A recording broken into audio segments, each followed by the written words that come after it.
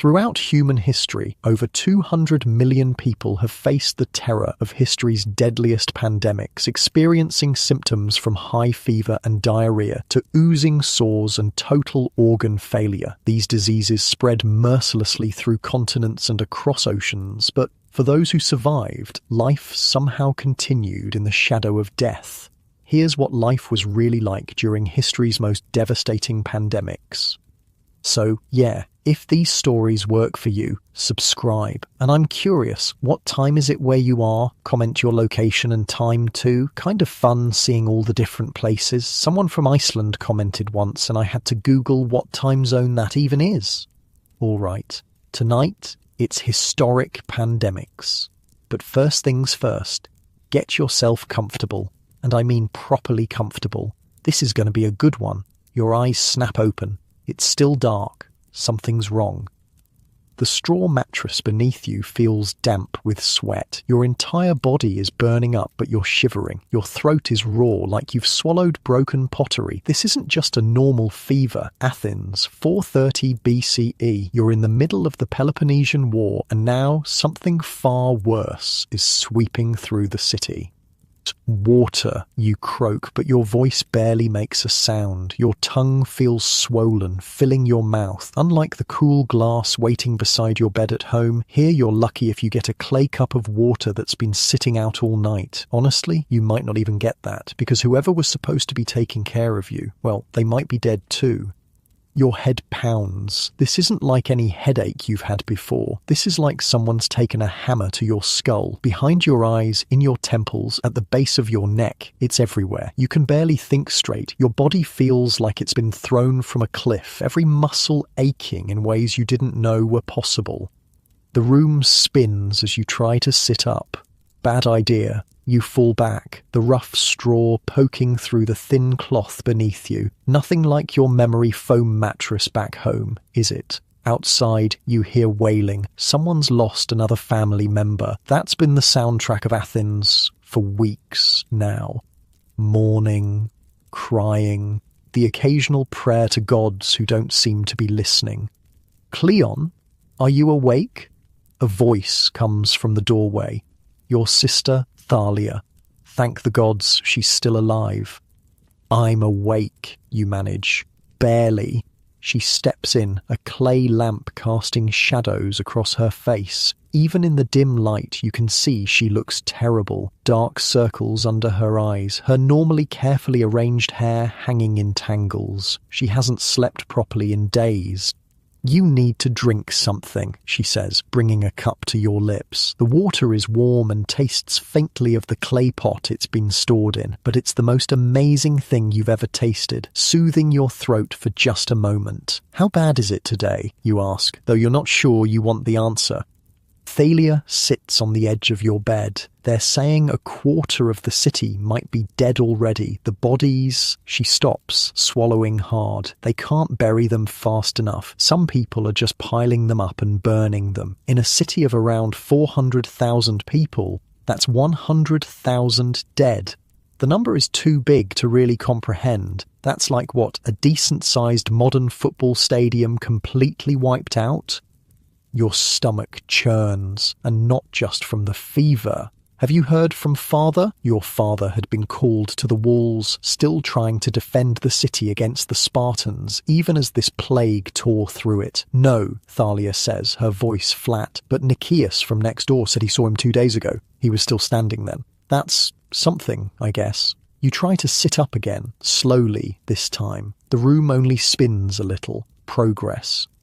I need to show you something, you say, pulling at the neck of your tunic. These weren't here yesterday. Thalia leans closer, holding the lamp near your chest. Her sharp intake of breath tells you it's not good. Pustules, she whispers. The rash, just like Thucydides described. Ah, Thucydides, the general who survived the plague and wrote about it in excruciating detail. Great guy, really thorough, but right now you're not thrilled to be living out his medical observations.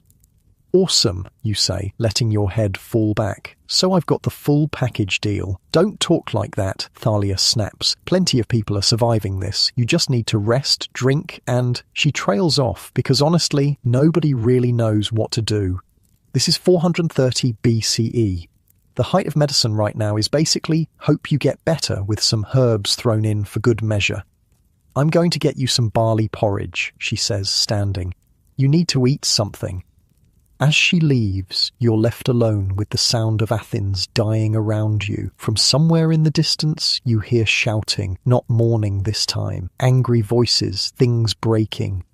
That's the other thing Thucydides wrote about, how quickly society breaks down when death is everywhere. People are looting, stealing, doing whatever they want. The normal rules don't apply when you think you're going to die anyway. Some are spending everything they have on one last good time. Others are taking what they want by force. You close your eyes, trying to block it all out. Your body alternates between burning hot and freezing cold. Your throat feels like you've been gargling with sand, and now there's the pustules, little fluid-filled bumps spreading across your chest. Good times in ancient Athens, huh? Here, Thalia's back, holding a wooden bowl of something steaming. The smell turns your stomach, but you know you need to eat. The porridge is bland, just boiled barley with a drizzle of olive oil and a pinch of salt. But it's food, and that's more than a lot of people in Athens have right now. I saw Pericles yesterday, Thalia says, as you force down a spoonful. That gets your attention. Pericles, the great leader of Athens, the man who ordered everyone inside the city walls for protection against Sparta, inadvertently creating the perfect conditions for disease to spread like wildfire. How is he, you ask? Sick, she says simply, like everyone else. That's the thing about this plague. It doesn't care if you're rich or poor, powerful or weak. Pericles, with all his wealth and influence, is just as vulnerable as the poorest slave in Athens. Some people are saying this is punishment from the gods, Thalia says, looking out the small window. The sky is turning pink as dawn approaches, for bringing so many people inside the walls, for the war. And what do you think, you ask, pushing the bowl away after a few bites. That's all you can manage. She's quiet for a moment. I think diseases don't care what the gods want. They just are. Pretty progressive thinking for 430 BCE. You're proud of your fictional sister. A sudden cramping in your gut doubles you over. Great, the diarrhea phase has begun. Thucydides mentioned this too. Your body is about to expel everything from both ends. Bucket, you gasp, and Thalia is quick, sliding a wooden pail next to your bed just in time. I'll spare you the graphic details, but let's just say the next hour is unpleasant, very unpleasant. Ancient Greek plumbing isn't exactly equipped for this kind of situation, and by ancient Greek plumbing, I mean no plumbing at all. By midday, you're exhausted, drenched in sweat, and your throat is burning from vomiting. Thalia has been amazing, emptying the bucket, bringing fresh water, wiping your face with a damp cloth, but you can see she's swaying on her feet. Thalia, you rasp. Are you feeling okay? She won't meet your eyes. I'm fine, just tired. Thalia, she sighs, sitting heavily on the stool beside your bed. My head hurts, since this morning. Your heart sinks. The headache is how it starts. You should lie down, you say. Rest. Who's going to take care of you? She asks, and there's a note of panic in her voice. I'm through the worst of it, you lie. You have no idea if that's true. Just for an hour, please. She hesitates, then nods, too exhausted to argue. I'll be in the next room. Call if you need anything. After she leaves, you try to stand up. The room tilts alarmingly, but you manage to stay upright, holding onto the wall for support. You need to see what's happening outside. The street below your window is almost unrecognizable from just a week ago. There are bodies. Not many. Most have been collected, but a few lie where they fell, covered with cloth. No one wants to touch them. People move quickly, heads down, keeping distance from each other. Some wear cloths over their faces, though no one knows if that helps. Others carry herbs and flowers to their noses, believing the sweet scents will ward off the disease. A group of men stagger past, clearly drunk despite the early hour. They're laughing too loudly, arms around each other's shoulders. One carries a wine jug. They're celebrating like it's their last day alive. For some of them, it probably is. As you watch, two of them break away from the group, heading toward a house across the street. The door is ajar, never a good sign these days. It means the occupants are either dead or too sick to care about security. The men disappear inside, looting. It's becoming common. With death everywhere, the normal rules of society are collapsing. Why not steal? Why not take whatever you want? The gods have abandoned Athens anyway. You're reminded of what Thucydides wrote. The catastrophe was so overwhelming that men, not knowing what would happen next to them, became indifferent to every rule of religion or law. You turn away from the window, suddenly dizzy again. Making your way back to the bed, you collapse onto it, your brief energy spent. Your eyes close and you drift into a fevered sleep filled with strange dreams. You're running through Athens, but the streets keep changing. Bodies pile higher and higher until they form walls on either side. Pericles stands atop them, shouting something you can't understand. The Spartans are at the gates, but they're not men. They're giant rats with human faces. You wake with a start, disoriented. The room is dark again. You've slept the whole day away. Thalia, your voice is stronger now, which is something. No answer. Thalia, louder this time. You hear a faint sound from the next room. Pushing yourself up, you stagger to the doorway. Thalia is on her pallet, curled into a ball, shivering despite the summer heat. When she looks up at you, her eyes are bloodshot. "You should be in bed," she says, but her voice is weak. "So should you." You sit beside her, placing a hand on her forehead. She's burning up. "I'll get you some water," you say, and she doesn't protest, which tells you how bad she feels. The water jug is nearly empty. You'll need to go to the public fountain tomorrow, assuming you're strong enough, assuming the water bearers are still working, assuming the water hasn't somehow become contaminated and made everything worse. You help Thalia drink, then soak a cloth and place it on her forehead. "Is this what it felt like?" she asks. "At the beginning?" You nod. "Unfortunately, yes. But hey, I'm already feeling better." Another lie, but a kind one. Your head still pounds and your body aches, but the vomiting has stopped and you haven't noticed any new pustules. "Do you think Father is okay?" she asks, her voice small. "Of course," you say automatically. "He's the strongest person we know." Neither of you mentions that strength means nothing against this plague. You've seen athletes and soldiers fall just as quickly as children and the elderly. "Try to sleep," you tell her. "Things often look better in the morning, though in plague-ridden Athens, that's rarely true. Each morning seems to bring new horrors." As Thalia drifts off, you sit in the darkness, listening to the sounds of the city. It's quieter now than it used to be. Fewer people out, fewer shops open, fewer children playing. Athens is holding its breath, waiting to see who will survive and what will be left.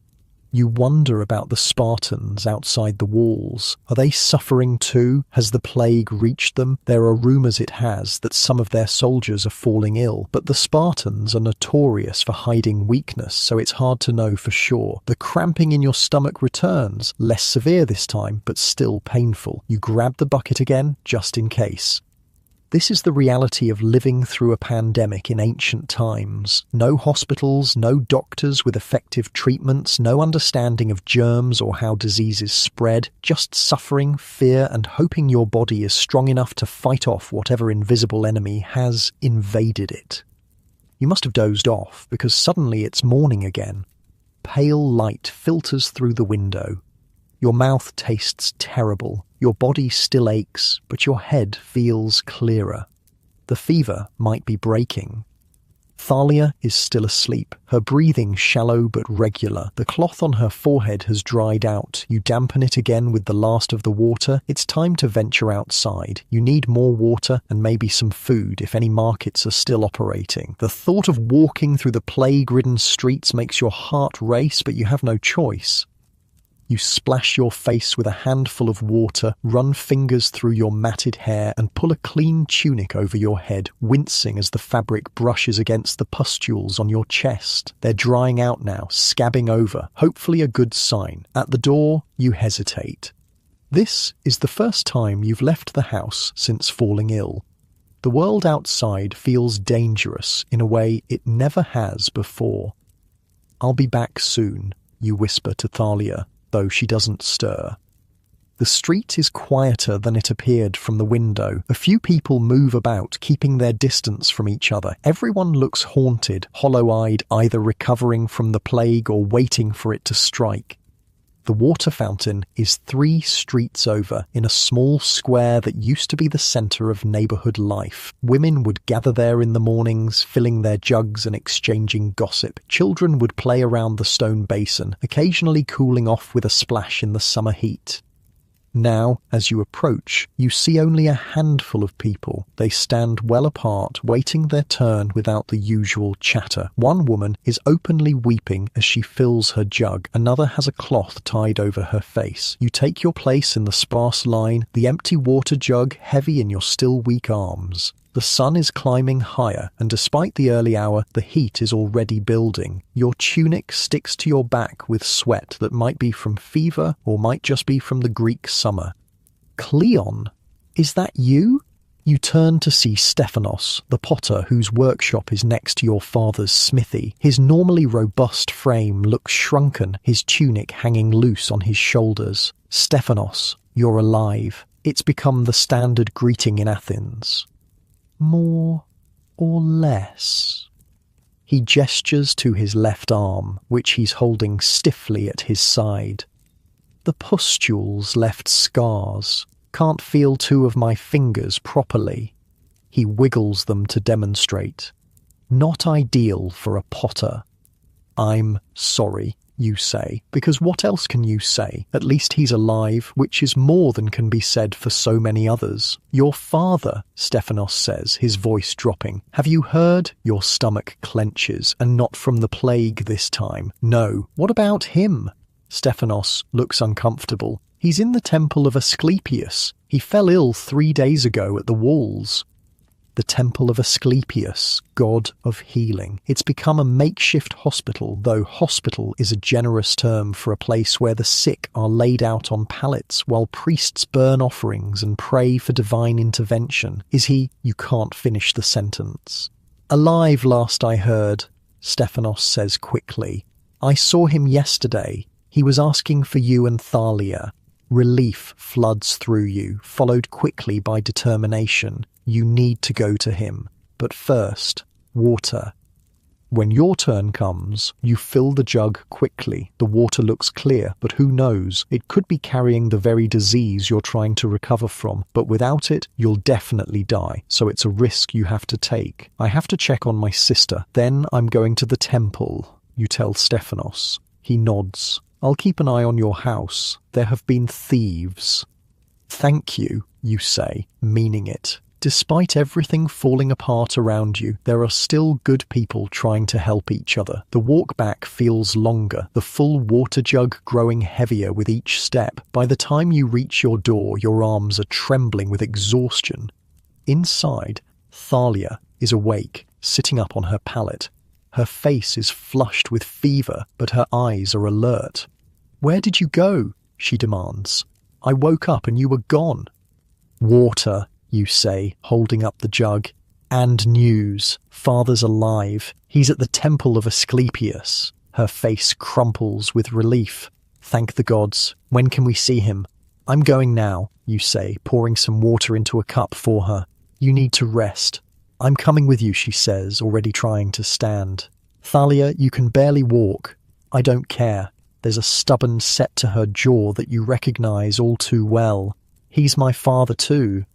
You know better than to argue when she gets like this. Fine, but we go slowly, and you tell me if you need to stop. The Temple of Asclepius sits on a hill overlooking the Agora, Athens' main marketplace. Usually the walk would take about 20 minutes from your house.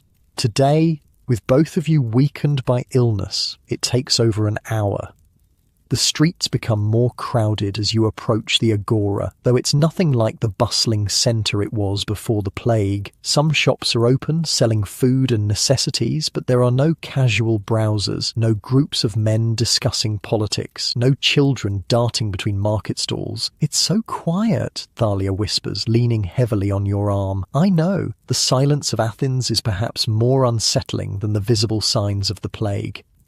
The temple looms ahead, its white columns stark against the blue sky. In normal times, it would be a place of quiet reverence, with the sick making offerings and sleeping within its walls, hoping for healing dreams from the god. Now, it's overflowing. Pallets line the steps and the surrounding grounds. Priests and attendants move among them, offering water and words of comfort, but little else.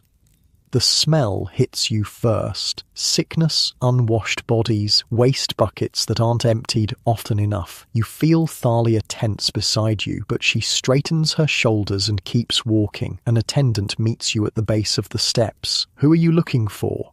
Aristides the blacksmith, you say. Our father. We heard he was brought here. The man's face softens slightly. The big man with the beard? From the west wall? You nod. Hope rising. Follow me. He leads you through the rows of the sick and dying, up the temple steps and into the main chamber. Inside, it's cooler but more crowded, with barely enough space to walk between the pallets. There, the attendant points to a corner where a large figure lies still on a pallet. You hurry over, Thalia close behind. As you approach, you can see your father's chest rising and falling. He's alive, but his normally ruddy face is pale and covered with sweat. His powerful arms, so strong from years at the forge, lie limp at his sides. Father, Thalia chokes out, dropping to her knees beside him. His eyes flutter open, unfocused at first, then sharpening as he recognizes you. My children, he whispers, his voice a rasp. You're alive.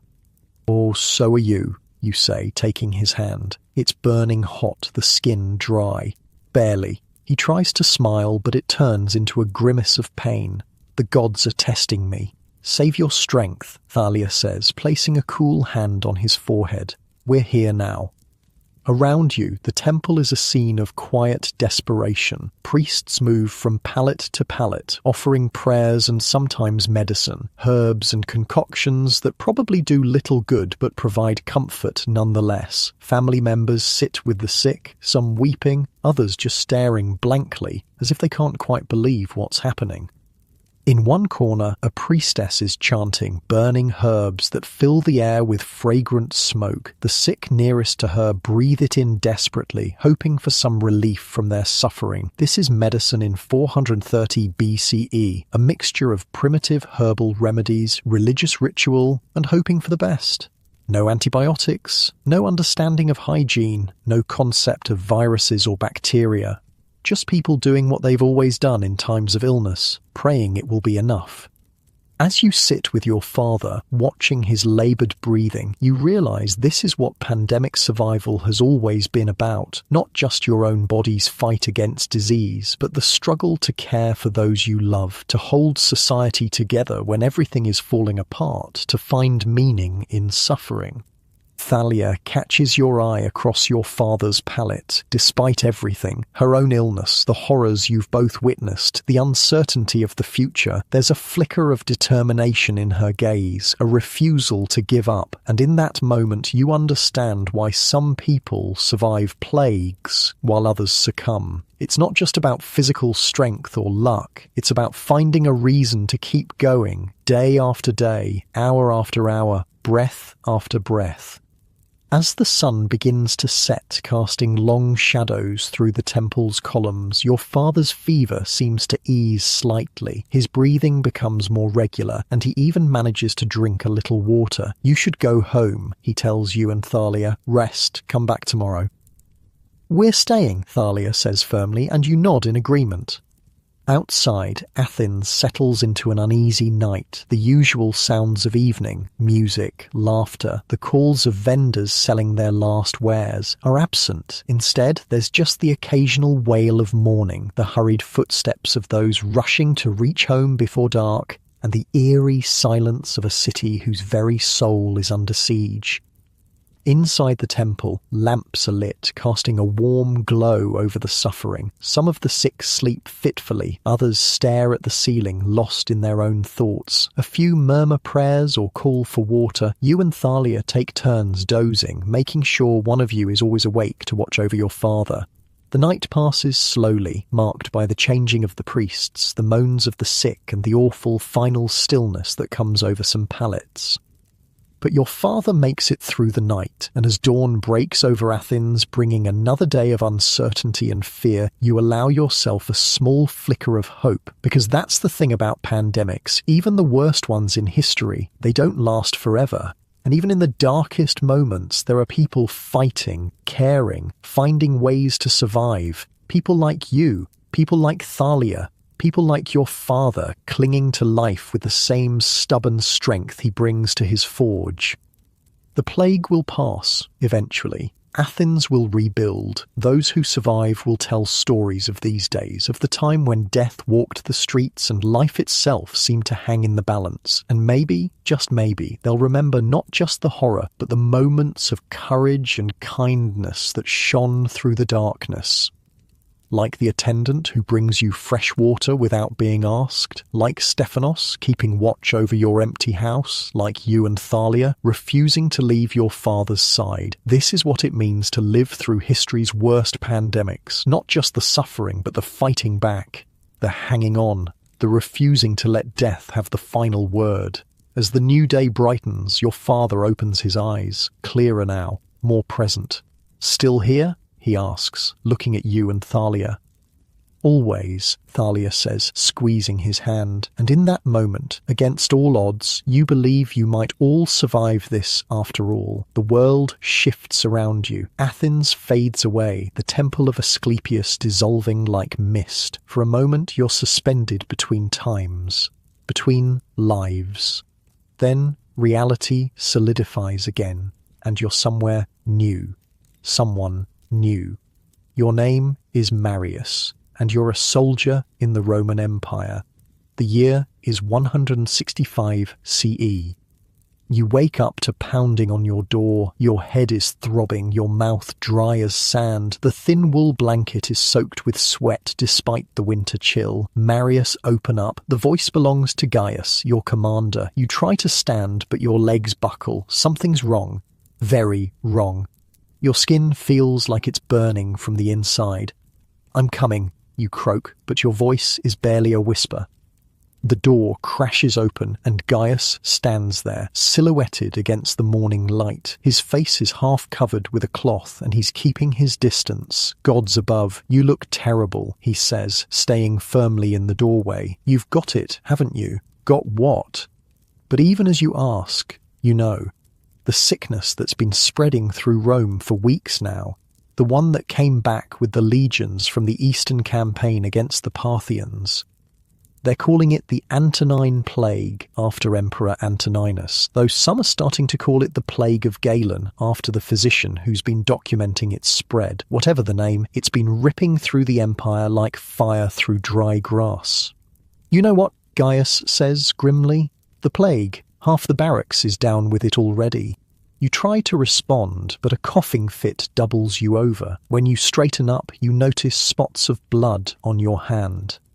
Gaius sees it too and takes another step back. I'll send someone with food and water. Stay here. Don't come out. But the patrol, forget the patrol. You're quarantined. Emperor's orders. He's already backing away. Anyone showing symptoms is to remain isolated. With that, he's gone, pulling the door shut behind him. You hear him shouting orders to someone outside, probably telling them to mark your door so others know there's sickness inside. Great. Just great. You slump back onto your cot, the world spinning. The small room, little more than a cell, really feels both too hot and too cold at once. Your standard issue legionary tunic is plastered to your skin with sweat. Nothing like the breathable fabrics you're used to in your bed at home. No memory foam pillows here, just a straw-stuffed sack that smells faintly of mould and the previous occupant. How did this happen? You were fine yesterday, maybe a little tired after the long march, but nothing unusual, nothing to suggest you were about to be flattened by whatever this is. Your mind drifts back to the campaign, 3 years fighting in Mesopotamia, 3 years of blood, dust and boredom, punctuated by moments of sheer terror. You'd survived it all, the battles, the ambushes, the scorching heat and freezing nights of the desert. Only to come home and get taken down by some invisible enemy. The irony would be funny if you weren't so miserable. A scraping sound at the door interrupts your self-pity. Someone has left a jug of water and a bowl of something outside. You hear their retreating footsteps hurrying away from the contamination zone. It takes all your strength to crawl to the door and retrieve the items. The water jug is heavy clay and you nearly drop it. The bowl contains a thin gruel barley, some herbs, maybe a bit of olive oil, standard sick food. You drink deeply from the jug, the water easing your parched throat. But almost immediately, your stomach rebels. You barely make it to the chamber pot in the corner before everything comes back up. So that's how it's going to be. Great. Outside, life in Rome continues. You can hear the sounds of the city through your small window, vendors calling their wares, the clatter of carts on stone streets, the endless hum of thousands of people living on top of each other. But there's something different about the soundscape now. There are gaps, silences where there shouldn't be, fewer voices, fewer carts, and occasionally the unmistakable wail of mourning. Rome is changing. You can feel it even from your sickbed. You drift in and out of consciousness as the day wears on. The fever rises and falls like the tide, bringing strange dreams when it peaks. You see your mother, dead these 10 years, standing at the foot of your cot. You see battlefields from the Eastern Campaign, but the enemy soldiers have no faces. You see Emperor Marcus Aurelius himself wearing a crown of burning thorns. When you wake fully, it's dark. Someone has left more water and food while you slept and lit the small oil lamp on the table. The flame casts jumping shadows on the walls. Your skin feels strange, tight somehow. You hold your arm up to the lamplight and nearly cry out in shock. Raised bumps cover your skin from wrist to elbow. Small, hard pustules that itch and burn. You check your other arm and find the same. Pulling up your tunic, you see they're spreading across your chest too. Not good, you mutter to yourself. Really not good. You've seen this before on the march home from Mesopotamia, soldiers breaking out in similar rashes, then the fever spiking, then, well, about a quarter of them didn't make it. The rest were never quite the same. A knock on the door startles you. You're not expecting anyone. Food deliveries just appear without announcement. Who is it? Your voice sounds terrible, a raspy shadow of itself. It's Livia. Your heart jumps. Livia, the daughter of the cloth merchant whose shop sits beside the barracks, the woman whose smile you've been thinking about for weeks, ever since you returned from the East. You can't be here, you call out. I'm sick, the plague. I know, her voice is calm. Open the door, Marius. Against your better judgment, you shamble to the door and pull it open a crack. Livia stands there, a basket in her hands, a cloth tied over her nose and mouth. You shouldn't be here, you repeat. Probably not, she agrees, but my father had this sickness last month and recovered, and I've been helping at the temple, tending to the sick. If I'm going to catch it, I would have by now. She pushes past you into the room, setting her basket on the table. Besides, someone needs to make sure you soldiers don't die of neglect. The army's idea of nursing is throwing bread at you twice a day and hoping for the best. You're too weak to argue, collapsing back onto your cot as she busies herself with the contents of her basket. My father thinks it's a punishment from the gods, she says conversationally, crushing something in a small mortar and pestle she's brought. For the Eastern Campaign. for disturbing sacred sites. What do you think? You ask, watching her work. She shrugs. I think disease doesn't need gods to explain it. It just needs bodies. That's surprisingly practical. I live above a cloth shop in the most crowded city in the world, she says dryly. Practicality keeps you alive. She approaches with a cup of something steaming. Drink this. Willow bark, honey, and a few other things. It won't cure you, but it might help with the fever. The drink is bitter, despite the honey, but you force it down. Thank you. Livia nods, then dips a cloth in a bowl of water and begins to sponge your face. The cool water feels incredible against your burning skin. They say Emperor Verus has it, she says after a moment. The plague. That gets your attention. Lucius Verus, co-emperor with Marcus Aurelius, a military man respected by the legions. Will he survive? You ask. Livia's hands pause briefly. They say it doesn't look good. The best physicians in Rome are with him, but she trails off. If the emperor can die from this, with all his wealth and the finest medical care available, what chance do you have? As if reading your thoughts, Livia says, but many are surviving, more than half. The odds are in your favour. Not great odds, but better than you faced in some battles. How bad is it, you ask? In the city? She's quiet for a moment, wringing out the cloth. Bad. The temples are full. The funeral pyres burn day and night. Some neighbourhoods are almost empty, people fleeing to the countryside, thinking they'll be safer there. Her voice turns bitter, as if the rich taking their sickness to their villas won't spread it further. And the emperor? What's he doing? Marcus Aurelius has ordered public graves for the poor, paid from the imperial treasury. He's trying to keep order. She sighs, but there's only so much anyone can do. She continues tending to you, applying a cooling salve to the pustules, helping you drink more water, even spoon-feeding you a rich broth she's brought that's infinitely better than the gruel the army provided. As she works, she tells you about the city, how it's changing under the shadow of the plague, markets half empty, temples overflowing, the Colosseum closed, gladiatorial games suspended, the rich retreating to their country estates, the poor dying in the streets. It's like the gods have cursed us, she says, though she'd earlier dismissed divine punishment. First war, now this. You want to offer some comfort, but what can you say? This is the reality of living through a pandemic in the ancient world. There are no vaccines, no antibiotics, just herbal remedies, prayer, and hoping your body is strong enough to fight it off. You should go, you tell her eventually. It's late, and being around me can't be good, no matter what you say about immunity. Livia hesitates, then nods. I'll come back tomorrow. Try to rest. After she leaves, you lie in the dark, listening to the muted sounds of nighttime Rome. Somewhere nearby, someone is sobbing. Somewhere else, a dog barks incessantly. The normal sounds of the greatest city in the world, now tinged with desperation.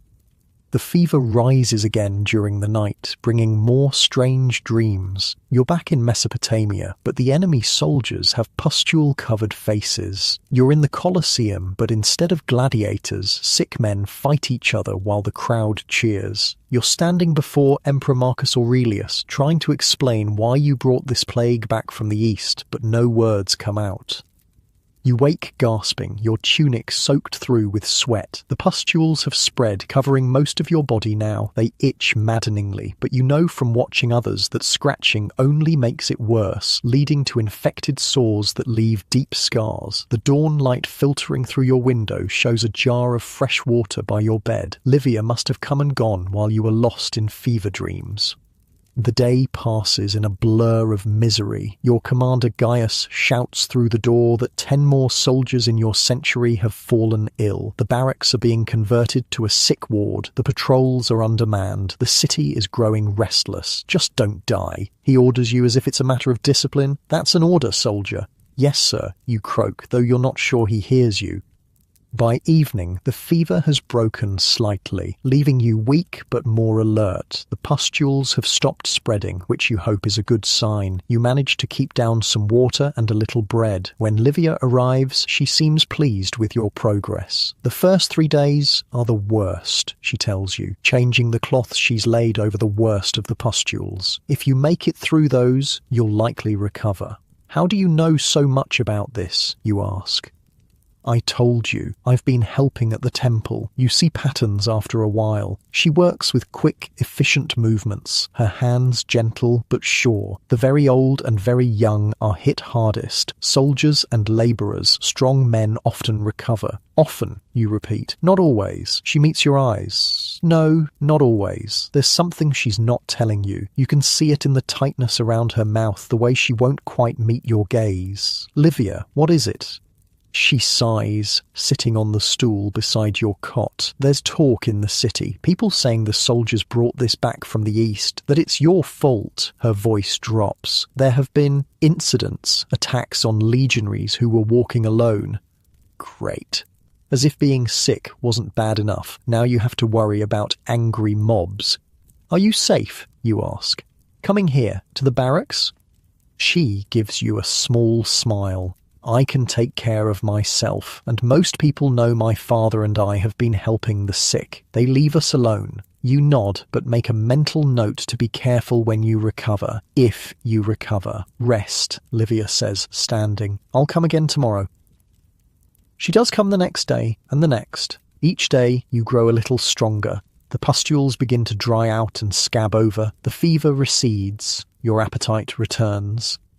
On the 5th day, you're able to stand without the room spinning. On the 6th, you can walk the length of your small quarters without needing to rest. Livia brings news from the city. The plague continues to spread, claiming more lives each day. Emperor Verus is dead, leaving Marcus Aurelius as sole emperor. The funeral pyres burn without ceasing. They say 1/4 of those who catch it die, she tells you on her 7th visit. You're lucky.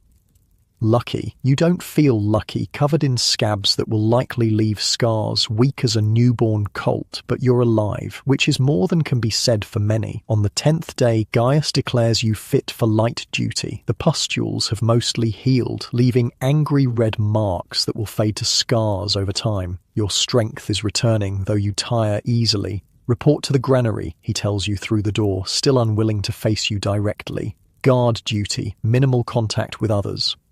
You understand the caution. Even though you've recovered, people will be wary of you for a while, and truthfully, no one is sure if those who've had the plague can spread it to others even after they seem well. The Rome you step into after 10 days of isolation is changed. The streets are less crowded, many shops are closed, their owners dead or fled. The usual bustle of the world's greatest city is muted, as if everyone is holding their breath, waiting to see who will be struck down next.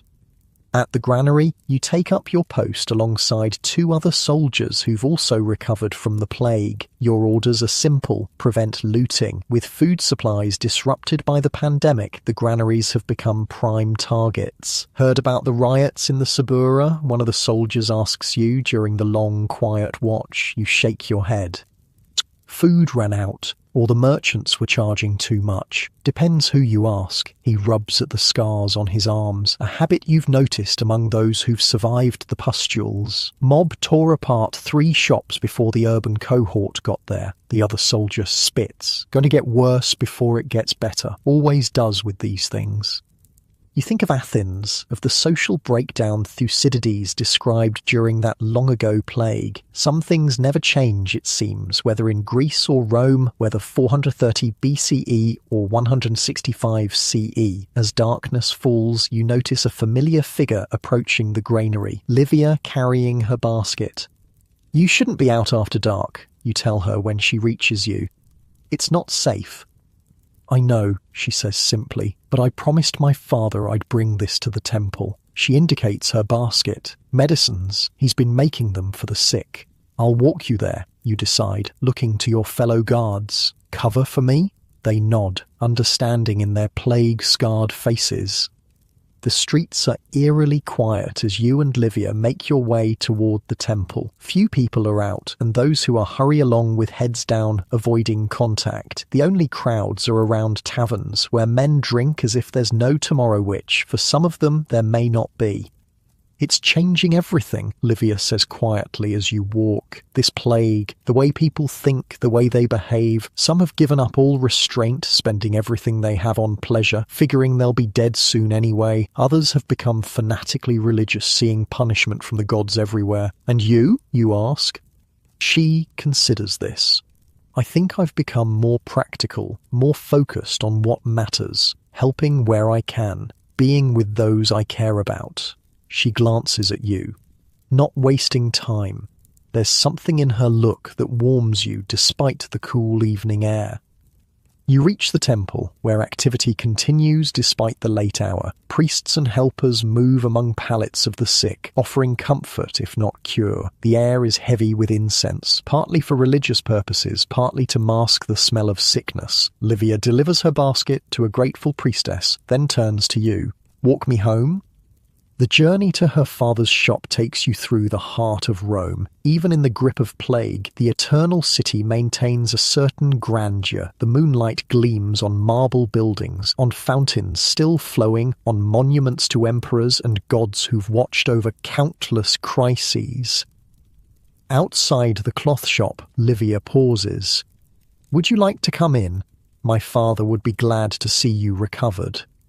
You hesitate. It feels strange to be engaging in something as normal as a social visit when the world seems to be falling apart around you. But maybe that's exactly what's needed, small moments of normalcy, of connection in the midst of chaos. I'd like that, you say. Inside, the shop is warm and smells of wool and dye. Livia's father, a stooped man with clever eyes, greets you warmly, examining your healing pustules with professional interest.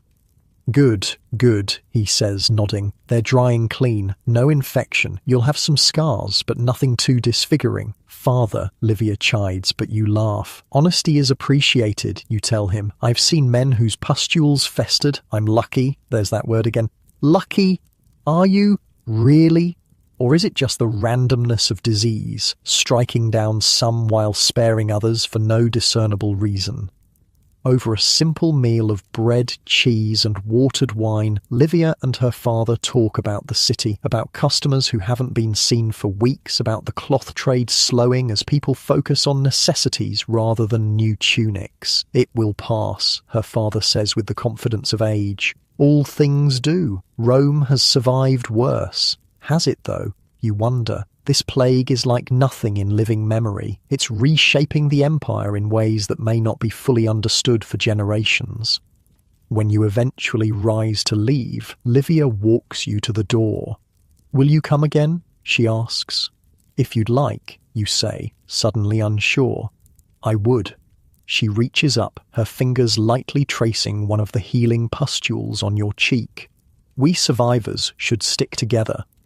As you walk back to the barracks, Rome sleeps uneasily around you. The plague continues its invisible march through the city, through the empire. No one knows how many will die before it's done. Estimates already run into the millions across all provinces. But life continues, as it always does. People adapt, survive, find moments of connection amid disaster.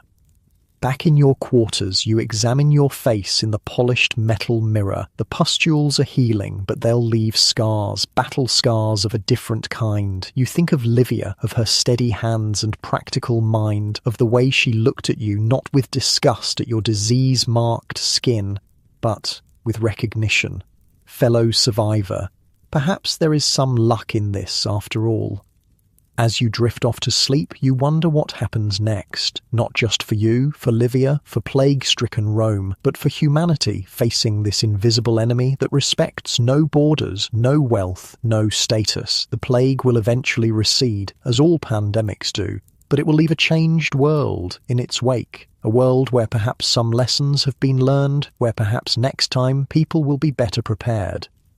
though as you slip into dreams, a part of you doubts it. Some patterns seem to repeat throughout history, as inevitable as the seasons, and you wonder what the next great pandemic will bring. Once again, the world shifts around you. Rome fades away like morning mist. And for a moment, you're nowhere and no when.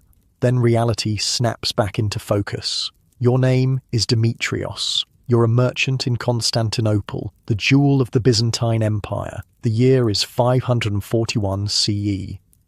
You wake to the sound of gulls and distant shouting from the harbour. Your bedroom window faces east, and golden morning light spills across your silk coverlet. Not the rough wool blankets of Rome or the scratchy straw pallets of Athens. You've done well for yourself in this life.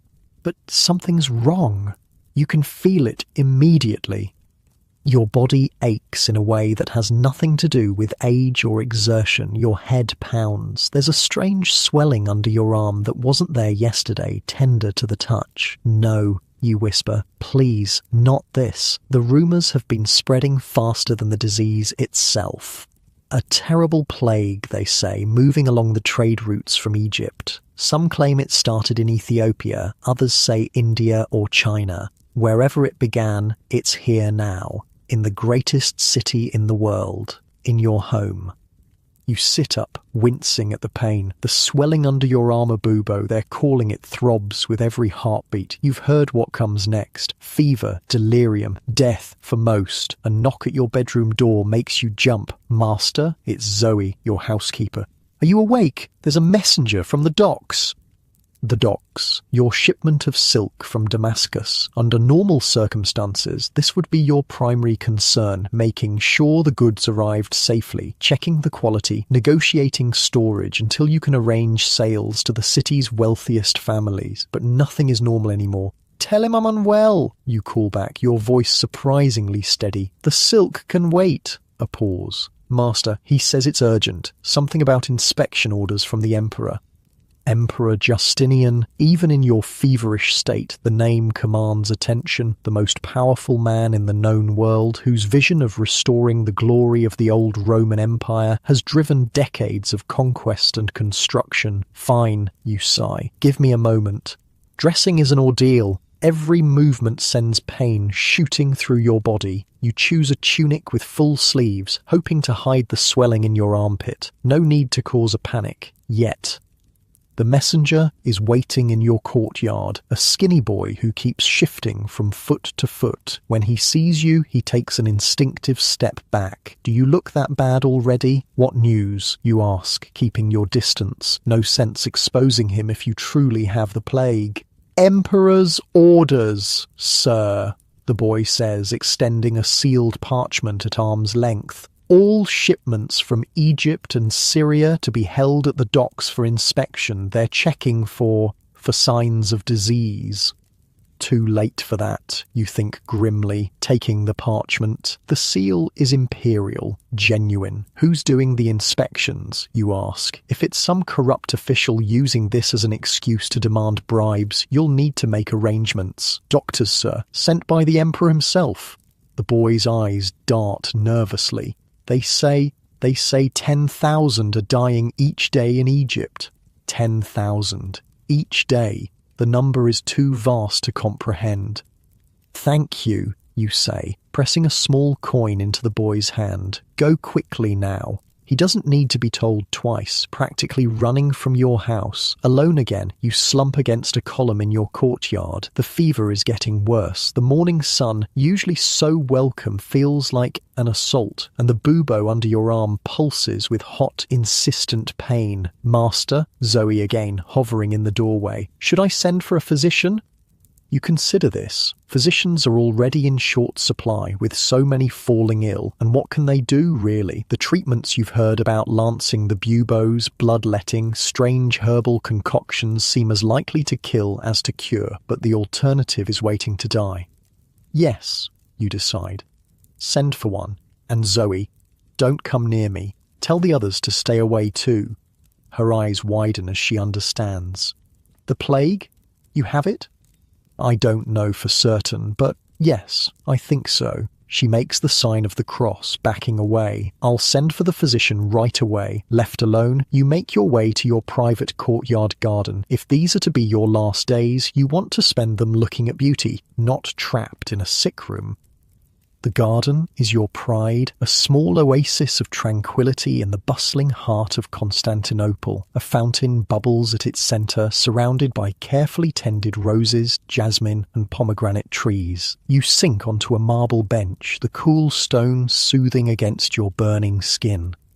From here, you can see a sliver of the city beyond your walls. Constantinople, the new Rome, with its magnificent churches and palaces, its bustling markets and crowded streets, the greatest city in Christendom, home to nearly 500,000 souls. How many of those souls will survive this plague? Your mind wanders to your warehouse near the docks, filled with treasures from across the known world, silks from Damascus and beyond, spices from India, ivory from Africa, papers from Egypt, your entire life's work measured in goods and gold. What good is any of it if the plague takes you? A soft moan escapes your lips as a wave of pain washes over you. The bubo is growing larger. You can feel it, and now there's another one forming on your neck. Your skin burns. Your thoughts grow fuzzy around the edges. Master Demetrios? You look up, blinking against the sunlight. A man stands at the garden entrance stall, bearded, wearing the dark robes of a physician. The plague, you say simply. No point in pretenses.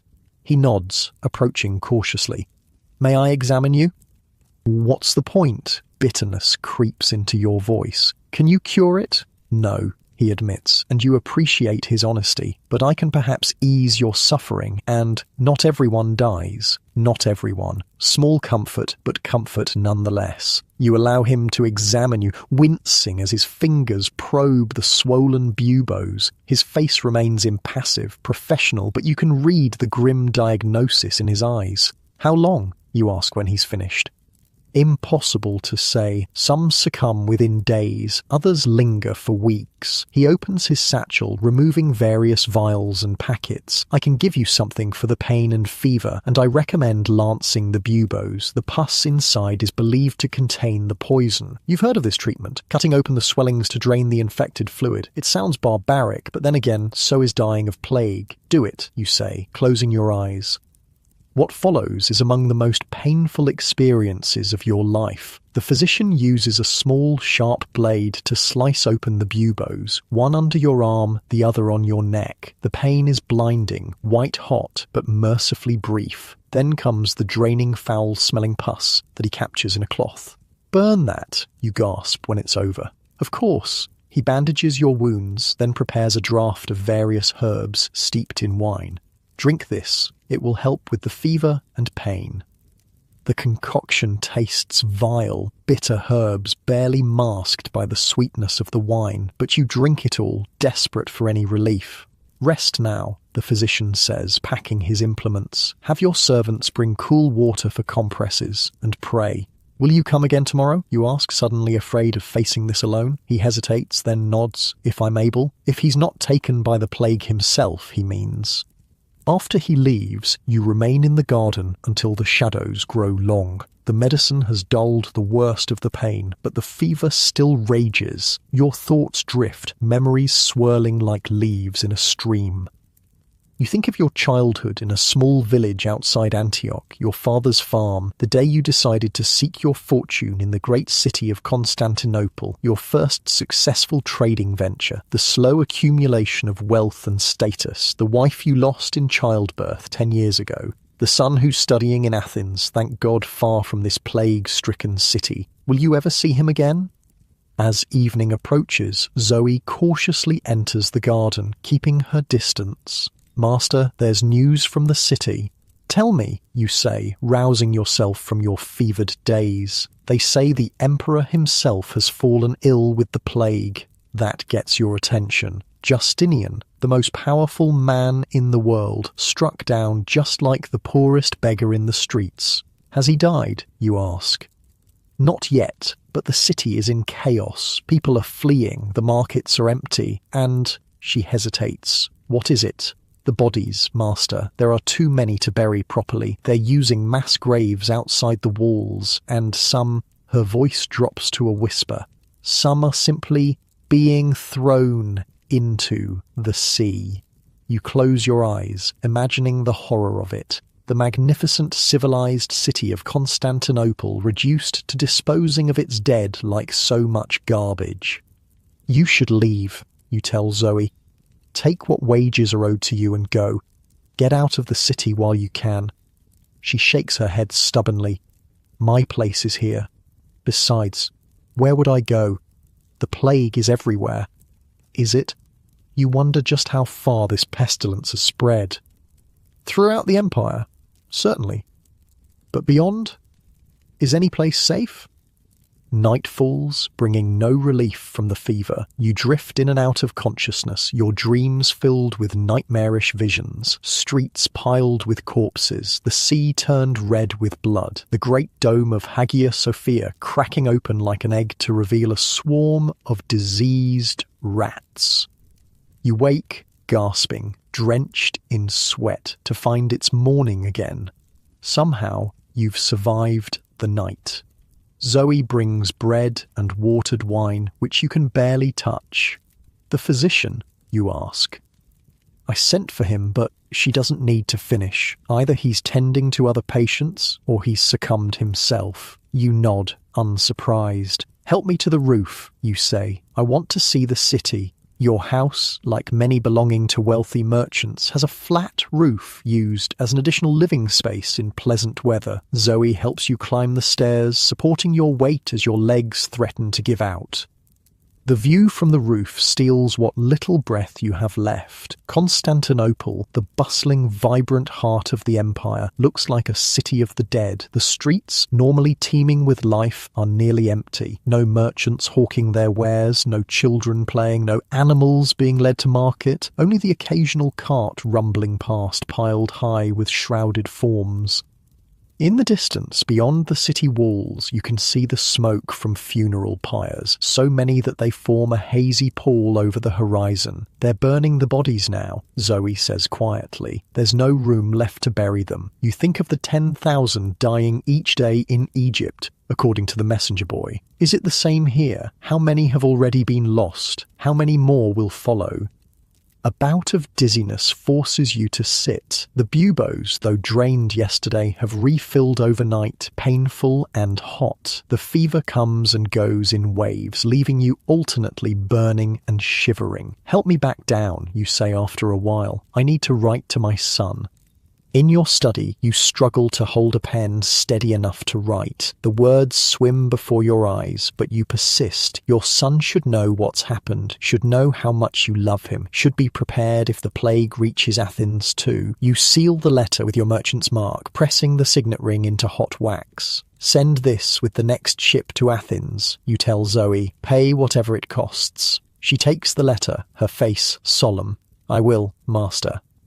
The day passes slowly. Your condition neither improves nor dramatically worsens. The physician doesn't come. From your garden you can hear the changing sounds of the cityless traffic, fewer voices but more bells tolling for the dead. By evening a new symptom appears. Your skin, particularly on your extremities, begins to darken. First a reddish hue, then purplish black, starting at your fingers and toes. Gangrene, the final stage of the plague according to the rumours. "I'm dying," you tell Zoe when she brings your evening meal, which again goes untouched. She doesn't contradict you, which is answer enough. "Will you stay?" you ask. "Until the end?" "Of course, master." Her eyes glisten with unshed tears. "Where else would I go? Where else indeed? The plague is everywhere. The known world is being unmade."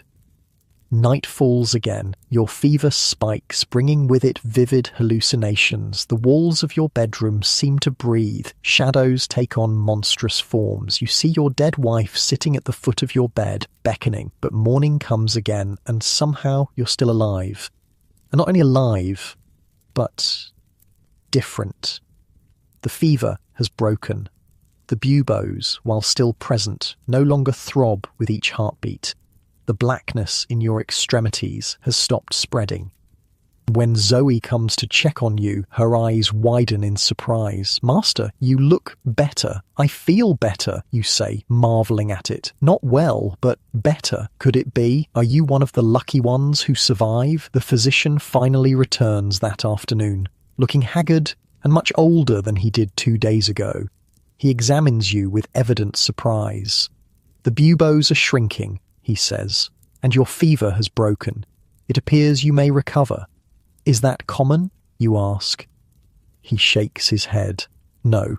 Most who reach the stage of blackening skin do not survive. You are fortunate." Fortunate. The word seems inadequate for what feels like a miracle. "What of the city?" you ask. "The emperor? Justinian lives," the physician says. "Like you, he seems to be recovering. But many, many others have not been so fortunate. Perhaps a third of the city has perished already."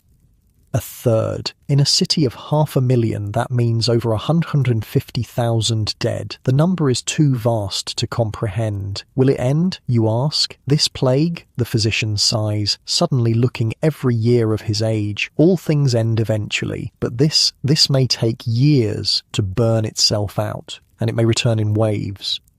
He's right, though neither of you can know it yet. This plague, later to be called the Plague of Justinian, will last for over 2 centuries, coming and going in deadly waves. It will kill an estimated 100 million people across the Byzantine Empire, Europe, and beyond. It will help prevent Justinian's dream of reconquering and reuniting the old Roman Empire. It will reshape the political and religious landscape of the known world.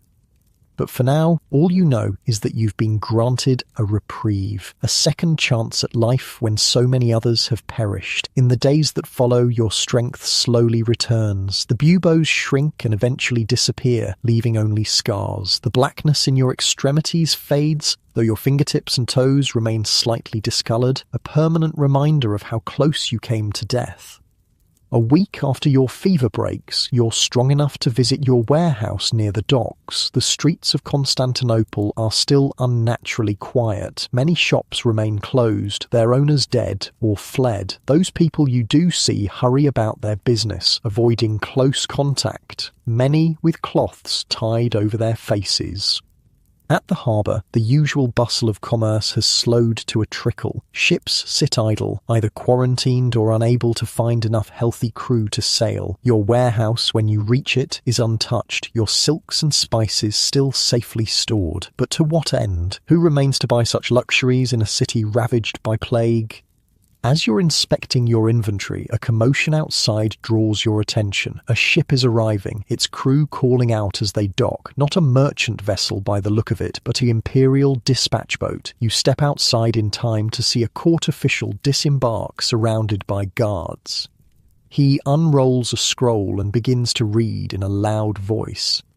"By order of Emperor Justinian, recovered by the grace of God from the pestilence that afflicts our empire, all citizens are commanded to pray for deliverance. Churches will remain open day and night for this purpose. Those who have recovered from the plague are specially enjoined to give thanks for their salvation and to assist the afflicted where possible, as they may do so without fear of reinfection." Interesting. The Emperor believes those who've recovered are immune to the plague. Is he right? You have no idea, but the thought is comforting. The official continues. "Furthermore, to prevent the spread of disease, all bodies must be properly buried or burned. The dumping of corpses is forbidden on pain of death. Ships arriving from foreign ports must remain quarantined for 40 days before any person or cargo may enter the city." 40 days of quarantine that will essentially halt trade for the duration of the plague. Your business, your livelihood is effectively over, at least for now, but you're alive, unlike hundreds of thousands, millions of others across the empire. As you walk back home through the plague-ravaged city, you think about what comes next. Not just for you, but for Constantinople, for the Byzantine Empire, for the world. This plague has changed everything. The dead are beyond counting. The survivors will carry the scars, visible and invisible, for the rest of their lives. Yet humanity continues. The plague will eventually recede. Cities will rebuild. Trade will resume. Life, in some form, will go on. And centuries later, people will look back on this time on your time and wonder what it was like to live through one of history's deadliest pandemics. They'll read accounts written by scholars and church officials. They'll study the economic and political aftermath. They'll note the plague's role in shaping the medieval world that followed. But they won't really know what it felt like. The terror of waking with a swollen lymph node, the pain of the buboes being lanced, the fever dreams and hallucinations, the sight of carts piled high with bodies, the smell of mass funeral pyres burning day and night, the grief of losing friends, family, neighbours, the strange guilty relief of survival when so many others perished. These things can't be fully captured in historical records. They can only be lived. As you reach your home, the sun is setting over Constantinople, casting a golden glow over the city of the dead and the dying, but also the city of the living, the survivors, those who, like you, will carry the memory of this plague forward into whatever world emerges from its shadow. And you wonder as the light fades what the next great pandemic will bring, and who will live to tell its story. Once more, reality shifts around you. Constantinople dissolves like fog in morning sun. For a suspended moment you exist nowhere and nowhen. Then the world re-solidifies. Your name is Thomas. You're a baker's son in the thriving port city of Bristol, England. The year is 1348. You wake to the sound of church bells. Not the regular morning call to prayer, but the frantic, irregular tolling that signals death. Lots of death. The thin straw mattress crinkles beneath you as you sit up. Your small room above your father's bakery is cold October chill seeping through the shuttered window. You pull your woolen blanket tighter, not wanting to face what waits outside. The plague arrived in Bristol 3 weeks ago on a merchant ship from Bordeaux. At first, just rumours. A sailor found dead in his bunk, covered in strange swellings. Then another. Then people in the streets near the harbour. Now it's everywhere. Thomas, your father's voice from below, strained with exhaustion. The ovens need tending. Life goes on, even when death is all around. People still need bread, perhaps now more than ever. You dress quickly in simple woolen clothes, nothing like the silks of Constantinople or the fine tunics of Rome. The coarse fabric scratches against your skin as you splash water on your face from the basin by your bed. The water is ice cold, shocking you fully awake.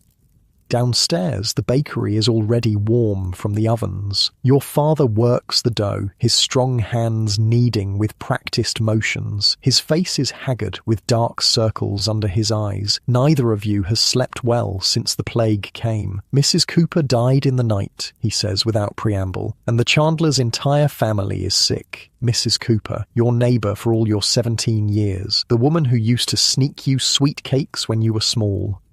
God rest her soul, you murmur, crossing yourself. Your father nods grimly. Take the fire poker and stoke the ovens. Then we need more water from the well. The well in the town square where people gather, where the disease spreads. You try to hide your fear, but your father sees it.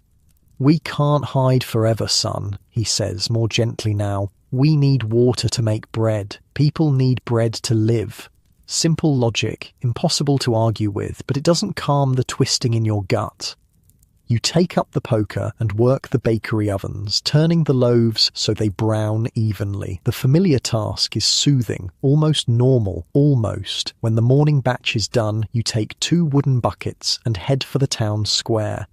Bristol is a different place than it was a month ago. The narrow streets, usually bustling with traders, craftsmen and housewives going about their business, are eerily quiet. Those few people you do see hurry along with heads down, avoiding contact. Many carry posies of herbs, believing their fragrance will ward off disease. Others have cloths tied over their noses and mouths. What strikes you most is the doors, so many marked with large red crosses, the sign that plague has visited that household. Some doors are nailed shut from the outside, the occupants quarantined either to recover or die. The smell hits you next. Death has a smell, you've learned, sweet and rotten at once, like meat left too long in summer heat. It hangs over the city like an invisible fog. The The town square is nearly deserted when you arrive. The well sits at its centre, as it has for 100 years. Usually, this would be a place of gossip and social life, with women drawing water while exchanging news, children playing nearby, men gathering to discuss business or politics.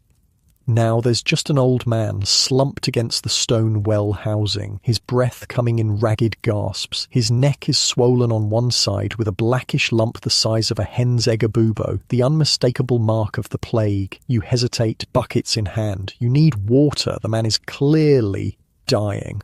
What do? Don't worry, boy, the man croaks, seeing your hesitation. I won't touch the water. His awareness of his own contagion is somehow more heartbreaking than if he'd been delirious. Can I help you home, sir? You ask, though everything you've heard says to avoid the sick. He shakes his head weakly. No home, left, wife and daughters, all gone. His rheumy eyes fix on you. Just wanted to die, under the sky, not locked inside. You don't know what to say to that. What can anyone say? So you nod respectfully and go about your business, drawing water from the well. The rope feels rough against your palms as you lower and raise the bucket. Such an ordinary action in such extraordinary times. When both buckets are full, you look back at the old man. His eyes are closed now, his breathing shallow. He might already be dead. You should notify the death cart, but they're so overwhelmed they only come once a day now.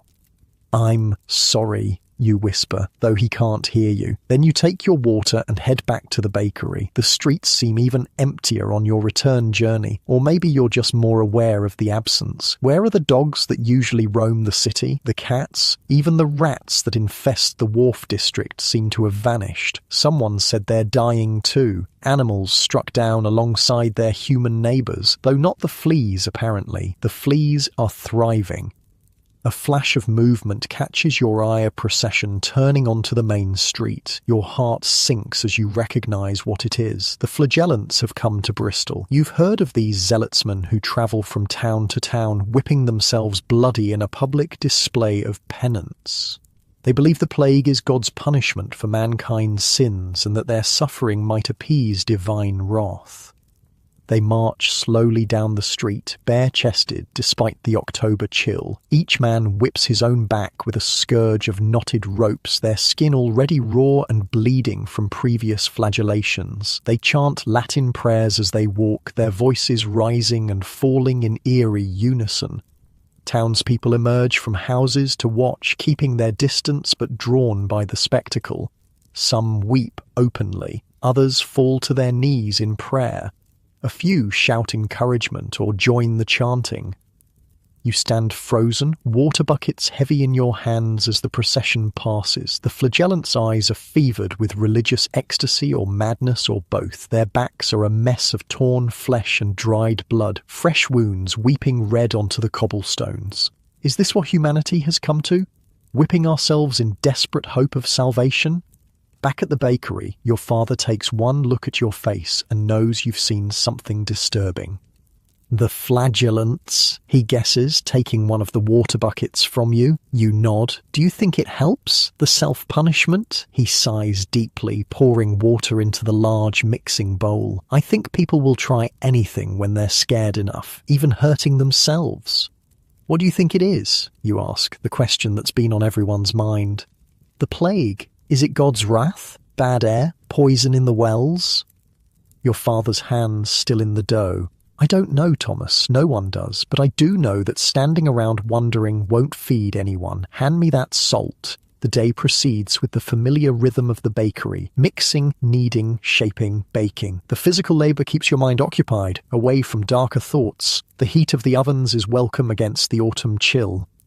People come for bread, fewer than normal but still a steady trickle. They leave coins in a bowl of vinegar believed to cleanse the metal of contagion and take their loaves with murmured thanks. No one lingers to chat as they once did. The bakery, once a social hub of the neighbourhood, is now just a place of necessary business. As evening approaches, a new sound joins the death knell of church bells, the slow creak of wheels and the doleful call, "Bring out your dead."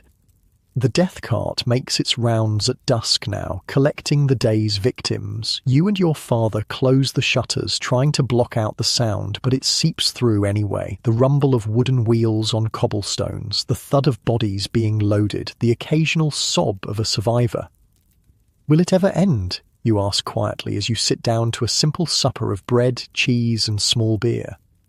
Your father doesn't answer immediately. When he does, his voice is tired but steady. It will. All things do. The question is, who will be left to see it? That night, sleep eludes you. The death cart continues its rounds well past midnight. Somewhere nearby, a woman wails in grief or pain. The flagellants have set up in the town square, their chanting carrying through the night air. When you finally do drift off, your dreams are troubled. You're on a ship watching rats pour from the hold, their bodies teeming with fleas. You're in a field of buboes that burst when touched, releasing not pus but thousands of tiny black spiders. You're walking through Bristol, but everyone you pass turns to look at you with blackened, necrotic faces.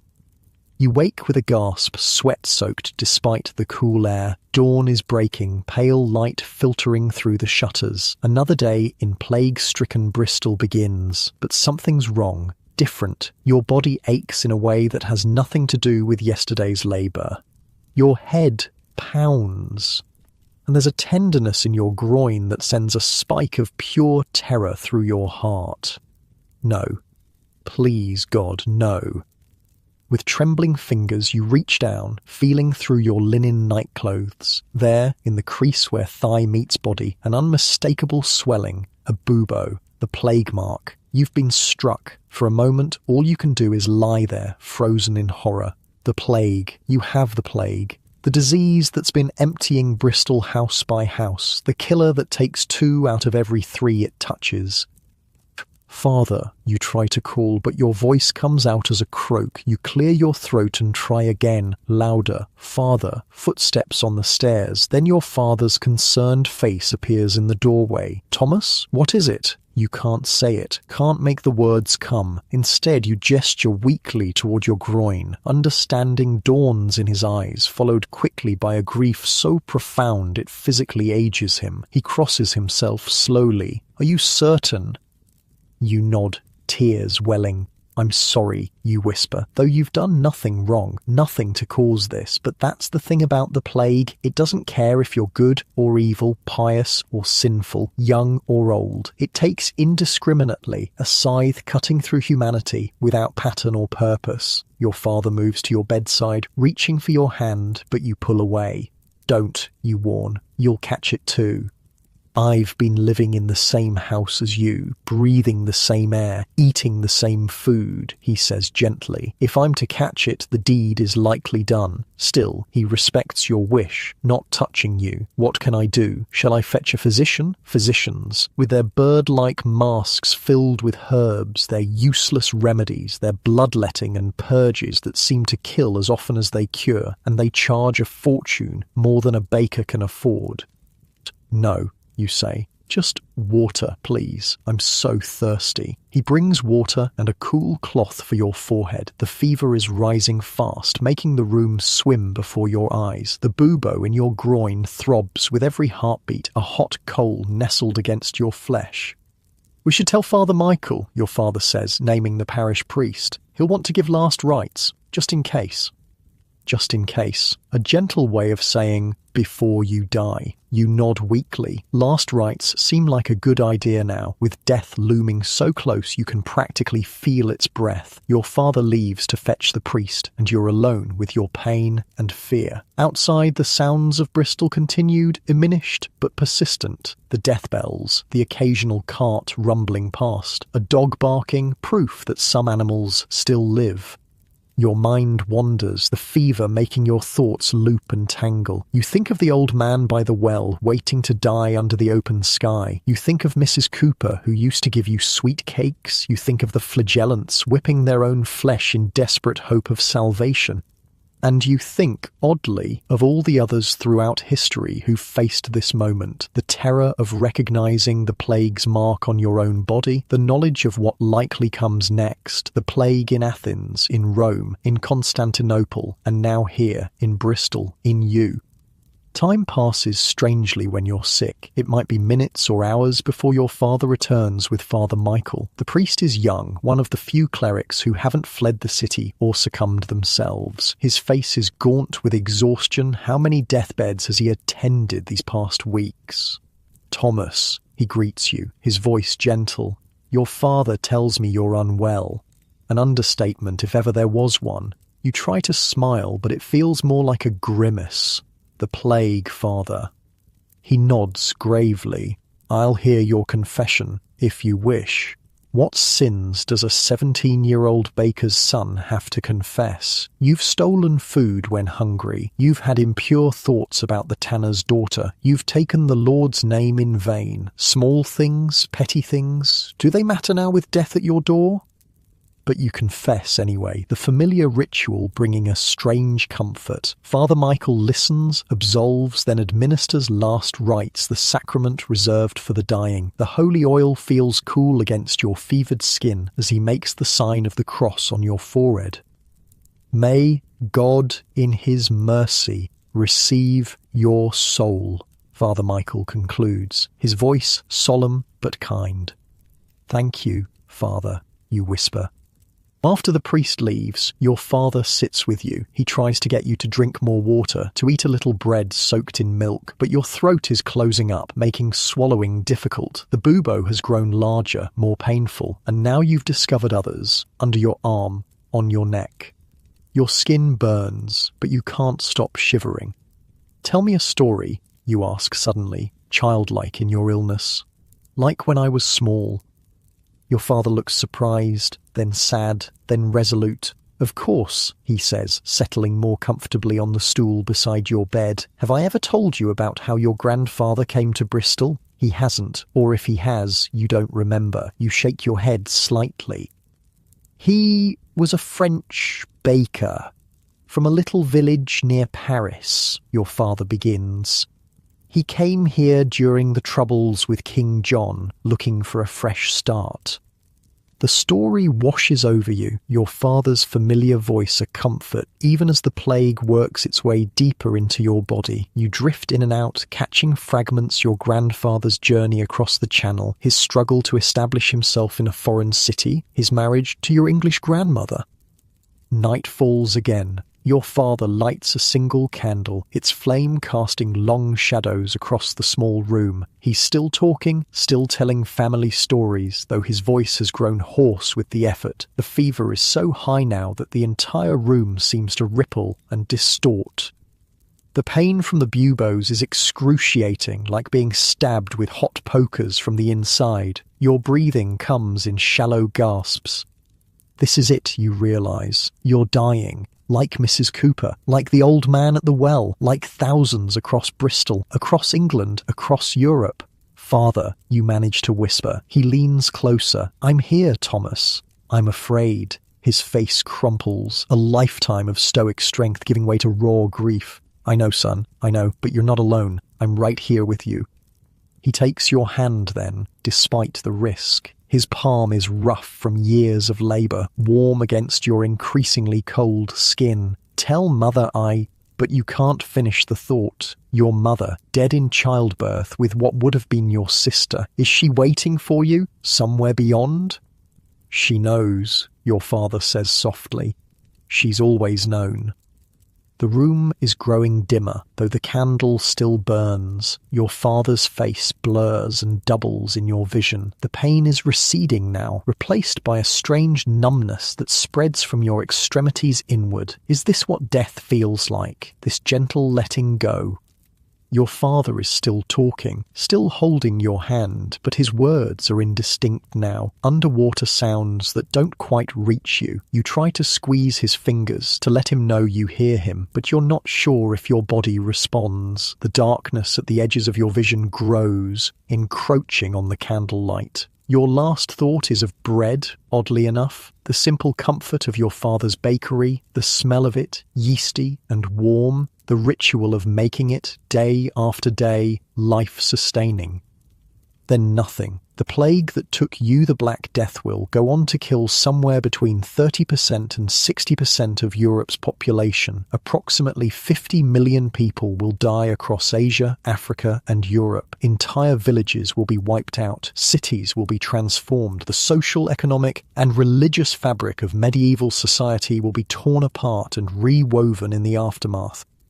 But statistics can't capture what it was like to live through it, to wake with a bubo and know what it means, to watch your neighbours, friends, family sicken and die, to wonder if you'll be next, to face the most fundamental human fear, death multiplied across an entire continent.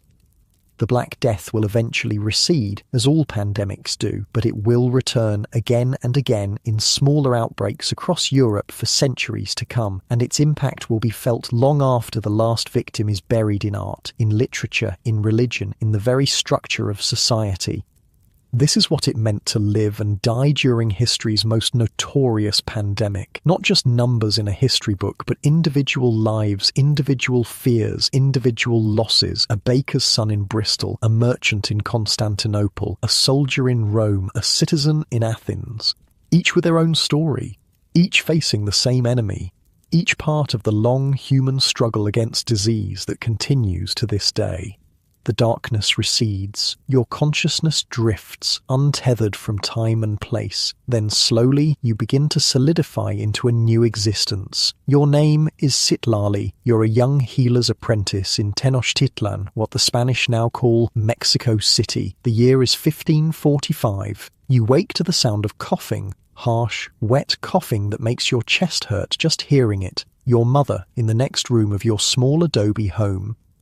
The thin reed mat beneath you crackles as you sit up. Dawn light filters through the doorway, covered only by a woven cloth. The air already feels hot and too thick to breathe properly. Your mother has been sick for 3 days now, not with the ordinary fevers that come and go, but with something worse, something that's been spreading through the city for weeks. The Spanish call it the Great Pestilence. Your people have another name for it, Kokalistli, the Destroyer. Water, your mother calls weakly. Citlali, water. You grab the clay jar beside your sleeping mat and hurry to her side. She looks terrible. Her normally rich brown skin has a greyish cast. Her eyes are bloodshot, her lips cracked, and there's blood dried around her nose, staining the corner of her mouth. "Here, mother," you say, helping her sit up to drink. She manages a few sips before a coughing fit takes her. More blood spatters the thin blanket covering her. Your heart clenches with fear. You've seen this before, working alongside your grandmother, the village healer, the high fever that won't break, the bleeding from nose and mouth, the terrible headaches and stomach pains. Few survive once the bleeding starts. "I need to fetch grandmother," you tell her, trying to keep your voice steady. "She'll know what herbs to use." Your mother's fingers catch your wrist, surprisingly strong for someone so sick. "No," she whispers. "Too dangerous. The sickness. It's everywhere." She's right, and you know it. The disease is ravaging Tenochtitlan and the surrounding areas. People are dying by the hundreds, maybe thousands. No one knows exactly. There are too many bodies to count properly. "I'll be careful," you promise. "We need her remedies." Your mother's hand falls away, too weak to argue further. You place a fresh cloth soaked in cool water on her forehead, then prepare to go out. Your home sits on the outskirts of what was once the great Aztec capital. 24 years ago, the Spanish conquistadors destroyed much of the old city in their war against your people. You weren't born then, but you've heard the stories of how the magnificent temples were torn down, the canals filled in, the old ways suppressed. Now it's a strange hybrid place, Spanish colonial buildings rising alongside traditional homes, Catholic churches built with stones taken from Aztec temples. Two worlds uneasily coexisting and now being ravaged equally by this new plague. Outside, the morning is unnaturally quiet. Normally, the streets would be filling with people heading to the markets, to work in the fields, to labour on the Spaniards' endless construction projects. Now, only a few desperate souls move about, keeping their distance from each other. You pull your cotton cloak tighter around you, though the day is warm, not for protection from the weather, but from the disease that seems to hang in the very air. Your grandmother lives or lived on the other side of the district, about a half-hour walk. You haven't seen her in over a week, not since the sickness really took hold in your neighbourhood. Is she still alive, still helping others with her traditional medicines, or has Coca-Listly claimed her too? The streets become more horrifying the further you walk. Outside some homes, bodies wrapped in simple cloths lie awaiting collection. No one comes to collect them anymore. There aren't enough healthy people left to keep up with the dead. A man sits in the dirt outside his home, rocking back and forth, keening quietly. His hands and tunic are stained with blood, his own or someone else's. You can't tell. You give him a wide berth, not out of callousness, but necessity. You can't help him. You can barely help your own mother. As you turn onto a wider street, you encounter a small procession of Spanish priests. They walk slowly, swinging censers that release clouds of heavy incense. One carries a cross held high, while another reads prayers from a leather-bound book. They're followed by a cart piled with bodies. The Spanish have their own methods for fighting the pestilence: prayers, processions, confession of sins. They believe the disease is God's punishment for wickedness. Some even say it's specifically targeting the indigenous people for clinging to their old beliefs. But you've seen plenty of Spanish colonists struck down too. The disease doesn't seem to care what gods anyone worships. You slip down a side street to avoid the procession. The Spanish have been allowing your grandmother to continue her healing work pragmatism, winning out over religious fervour in the face of so much death, but it's still better to avoid attention. When you finally reach your grandmother's small home, your heart sinks. The door stands open, never a good sign. You approach cautiously, calling out, "Grandmother, it's Kitlali." No answer. The single room inside is dim after the bright morning sun. It takes a moment for your eyes to adjust. When they do, you see her, your grandmother, the respected healer, lying motionless on her sleeping mat. "No," you whisper, rushing to her side. "Grandmother, please." Her skin is cool to the touch. She's been dead for at least a day. The telltale signs of Coca-Listly are their dried blood around her nose and mouth, the strange mottled discoloration of her skin. Even the healer couldn't heal herself. Grief hits you like a physical blow, buckling your knees. You sink to the ground beside her body, tears streaming down your face. Not just personal loss, though that's devastating enough, but the larger implications. Your grandmother was one of the few who knew the old remedies, the traditional medicines. She was teaching you, yes, but your training was far from complete. Without her, how many more will die? You allow yourself only a few minutes of grief. Your mother still needs you, still needs medicine. Wiping your tears, you look around the one-room home. Clay pots line the walls, each containing different herbs, roots and powders. Bundles of dried plants hang from the ceiling. Your grandmother's healing tools, obsidian blades for bloodletting, bone needles for removing splinters, smooth stones for massager neatly arranged on a woven mat. A lifetime of knowledge, sitting unused while people die outside. You begin gathering what you need for your mother's symptoms, herbs for fever, to ease coughing, to slow bleeding. You work quickly but carefully, hearing your grandmother's voice in your memory. Too much willow bark causes stomach pain. Too little does nothing. The right amount eases fever. Medicine is balance, Sitlali. As you work, a shadow falls across the doorway. You turn, startled.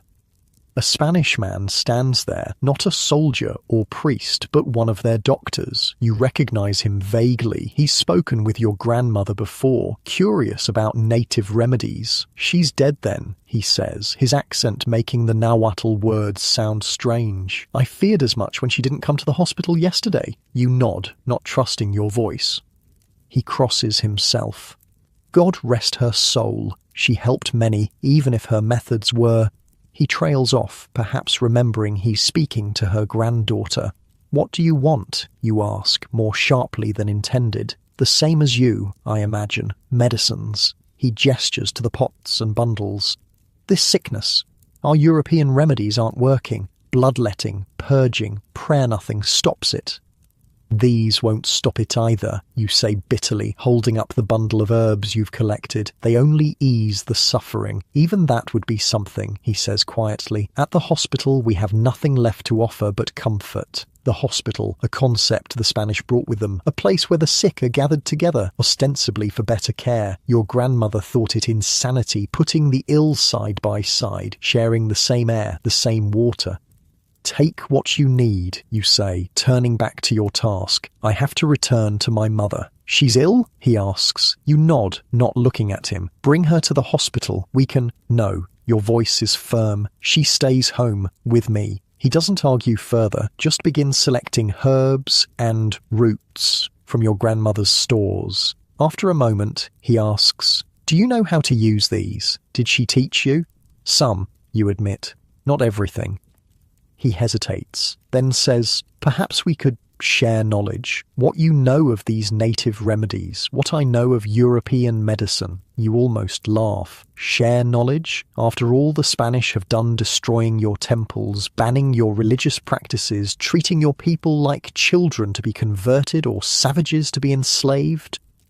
But then you think of your mother, burning with fever, of the man in the street, covered in blood and lost in grief, of how many more will die in the coming weeks. "Maybe," you say, non-committally. "For now, I need to go." With your bundle of medicines secure, you prepare to leave. The Spanish doctor steps aside, then says, "My name is Diego. I'll be at the hospital near the central square if you change your mind." You nod once, then hurry past him, anxious to return to your mother. The journey home seems longer, the streets even more deserted than before. The sun beats down mercilessly, and you feel dizzy with grief, fear, and hunger. You haven't eaten since yesterday. When you finally reach home, you call out, "Mother, I'm back. I have medicine." The only answer is the buzzing of flies. No, no, no, no. You rush inside, dropping your precious bundle of herbs. Your mother lies exactly as you left her, but her chest no longer rises and falls. Her eyes stare sightlessly at the ceiling. You're too late. The world seems to tilt and blur around you. Everyone gone farther dead years ago in a Spanish silver mine. Grandmother taken by Cockalistly, and now mother too. At 16, you're completely alone in a world coming apart at the seams. You sink to the floor beside your mother's body, too shocked even for tears. The disease is so fast, so merciless. She had been talking to you just hours ago. How long you sit there, you don't know. The light shifts, shadows lengthening as the day wears on. You should do something. Prepare her body for burial, notify the death collectors, something. But your limbs feel weighted with stone, your mind frozen in grief. A sound at the doorway finally rouses you, someone clearing their throat. Citlali, a familiar voice. Elena, your neighbour, standing cautiously at the threshold. "I saw you return hours ago. Is your mother?" You nod wordlessly. Elena makes the sign of the cross, a gesture that still feels foreign to you despite years of Spanish rule. "I'm sorry, child. So many gone. So many." She doesn't enter. No one enters a house of sickness unless they must. Instead, she asks, "What will you do now?" It's a good question. What can you do? Where can you go? Then you remember the bundle of herbs dropped and forgotten in your shock, your grandmother's medicines, her knowledge partially passed to you. "I'll help others," you say, the decision forming as you speak it. "Like my grandmother did, use what she taught me." Elena looks doubtful. "You're very young." "Everyone experienced is dead or dying," you point out, a harshness in your voice that surprises even you. "Someone has to try." She doesn't argue. Can't argue, really, when what you've said is simple truth. Instead, she promises to send her son, one of the few in the neighborhood not yet sick, to help you bury your mother tomorrow. After she leaves, you finally find the strength to move. You close your mother's eyes, wash her face, arrange her limbs. The traditional funerary rites are forbidden by the Spanish, but you whisper the old prayers anyway, asking the gods to guide her safely to the afterlife. Night falls. You should eat something, but food holds no appeal. Instead, you gather your grandmother's medical supplies, what you collected earlier, plus what little your mother had at home. You arrange them carefully, trying to remember everything you were taught about each plant, each remedy. It's not enough. You know that. But it's something. Sleep eventually claims you, huddled on your mat in the corner, as far from your mother's body as the small home allows.